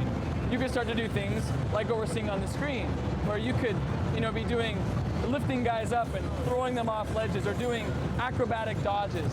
We wanted to be able to have a gameplay where you could literally be lifting up guys with one hand, doing a slow motion dodge with the other, and shooting a guy in the face, and while you land, jump on a guy's head, snap his neck, and ride his dead carcass down to the ground as you're shooting 2 other guys in the face. That's the gameplay of Advent. And it's incredible to go with. Right. One of the big things we're pushing is evolutionary gameplay. We wanted a scenario where literally at the start of the game, we're going to start you off with all of the big weapons, all the rocket launchers, all the machine guns. You can dual wield every weapon in the game, but by the end of the game, you'll evolve to the point where you become the weapon, where literally you're punching a guy and he's flying back 100 feet through a wall. To the point where you become a super-powered being. And we think that combining just an awesome story with incredible gameplay will make for an amazing experience. Now to do that, to tell an awesome story, we enlisted the help of Orson Scott Card. You might know him he wrote Ender's Game, probably the most relevant and awesome sci-fi book this century. And he helped us craft the story of this so that we could have just really awesome, compelling characters. Another cool thing that we're doing with the game that we've just announced is we're having $1 million Race to Save Humanity contest. So what's going to happen is, in the week after the game ships on Xbox Live, they're going to release these Advent icons that will unlock in the game every week after the games come out for the first 6 weeks. So that as you go through the game, so like the first week, they'll release this icon and you have to go and find it. And the first person that finds it will win $10,000. And then the next few people will find other prizes and things like that. The next week it'll be $20,000. The week after that, 30, then 40, then 50. And on the 6th week, the winner will win $1 million. So this is something that we think is pretty unprecedented in a game before. So yeah, so someone's gonna go out there and make a lot more money off the game than we ever will, which is cool. Good for the gamer. Advent Rising ships May 31st for the Xbox, and again, it's going to be just an incredible gameplay experience, and I hope you guys have fun. Oliver here. E3's almost over, but I made a pledge to cover some sports. And when I say 2K, that's exactly what you're thinking. Let's check them out.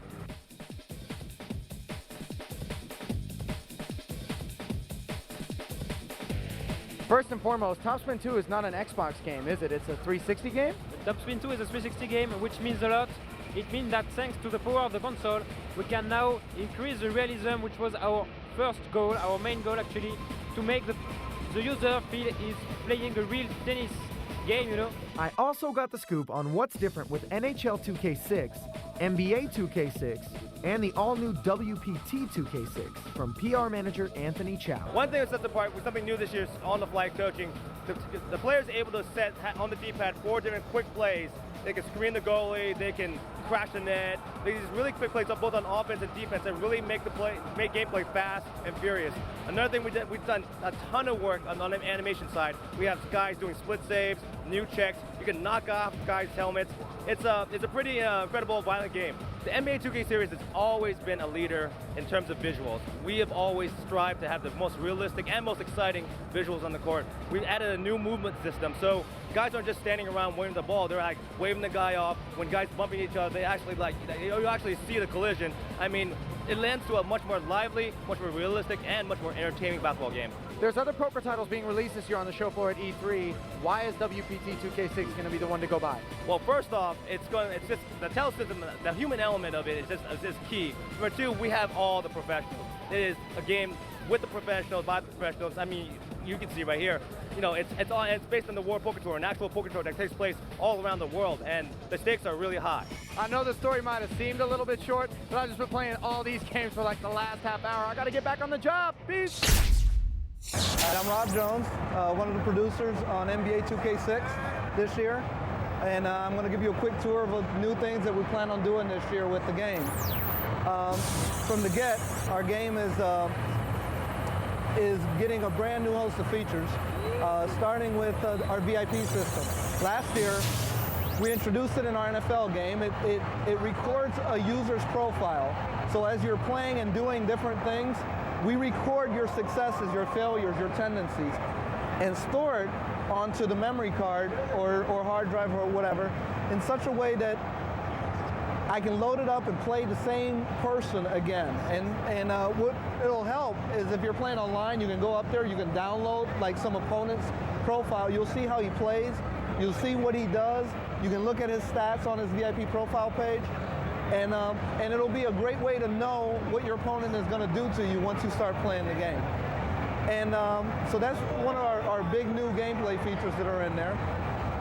We are adding a player career mode called 24/7 to Life.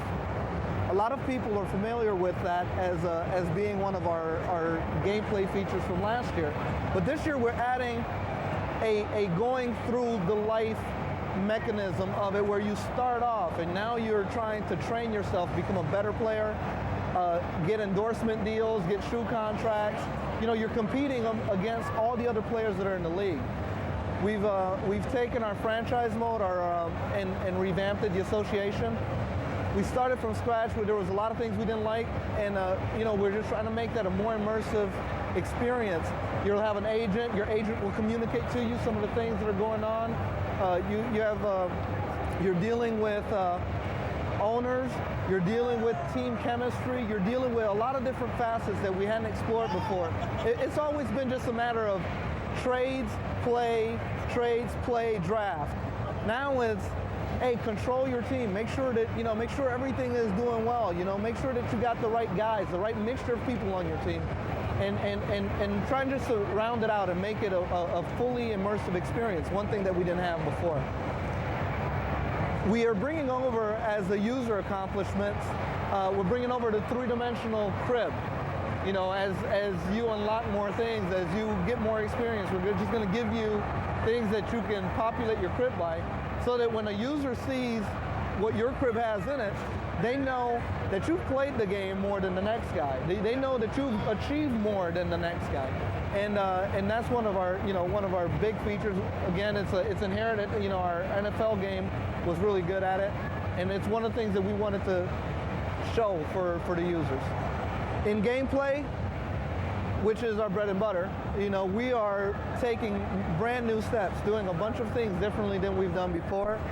We have a new touch pass system where you can queue passes. So, you know, if I were passing the ball to a guy right here and I knew that he wanted to immediately dump it down, I could queue that pass before he ever gets it, and it goes quickly.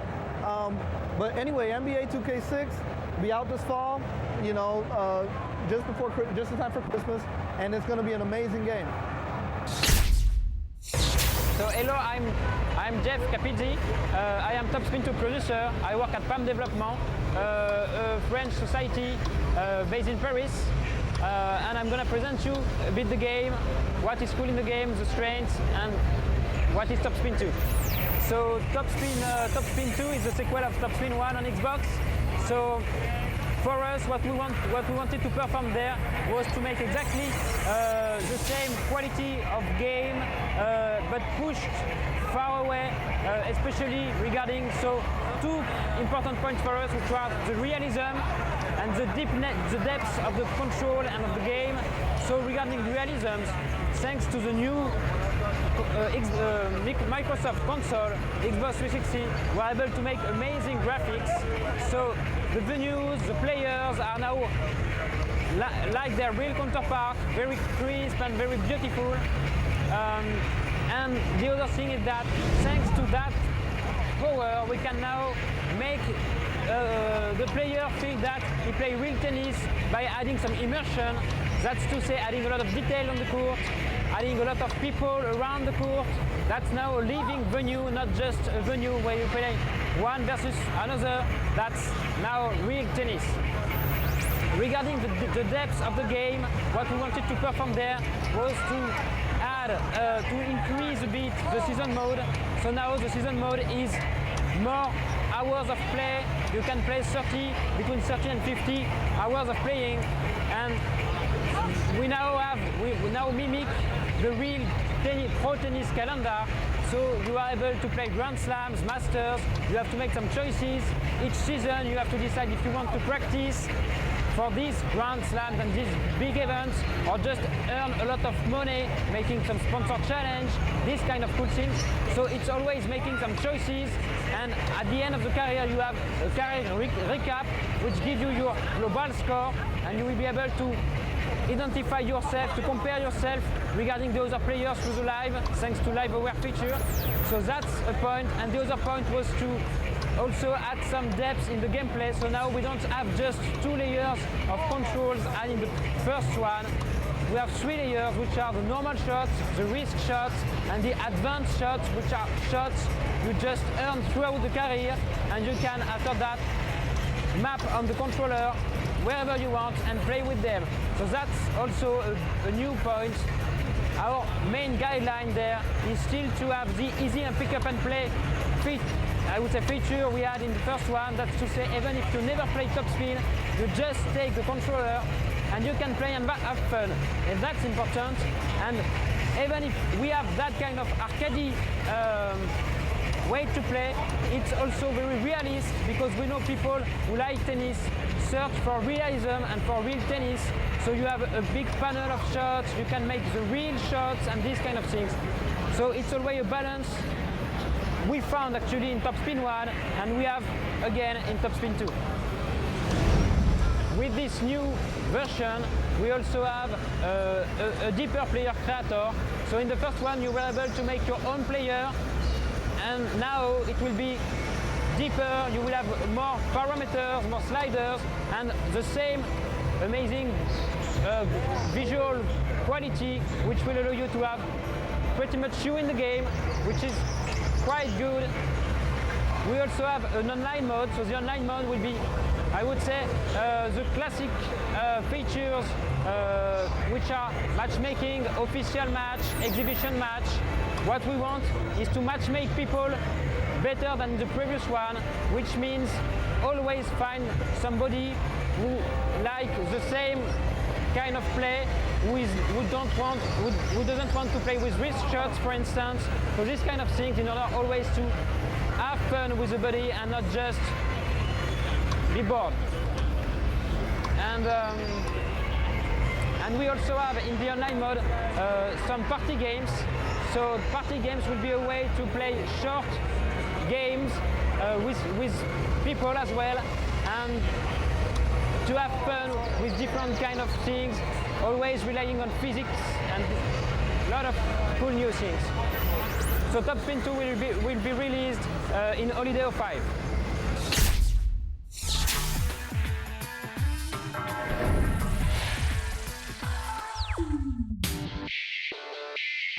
Stacy and Oliver here. Hey. Wrapping up E3 2005. What were some of your favorite moments? All right, I like the next-gen console stuff and the NC Soft booth where they had that whole Mutator band going. That was really, really cool. Stace, yourself? Make-A-Wish Foundation, of course. Always I great. also loved all the monster titles. There was Scarface, Taxi Driver, and of course, The Godfather, and mobile gaming. Huge this year. Let's not forget The massages. the Tylenol Ouch Couch. We spent some time over there. Great. Here's some of our other favorite stuff. Check it out.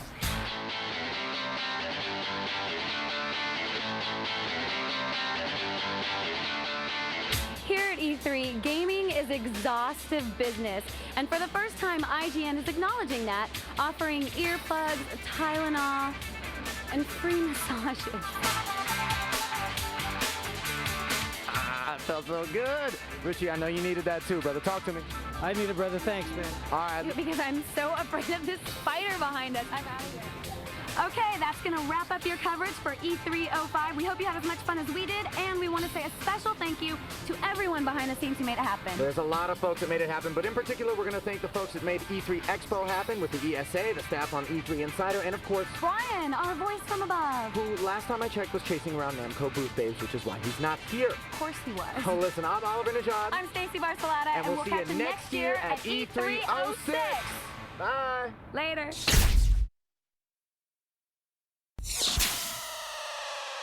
Thank you.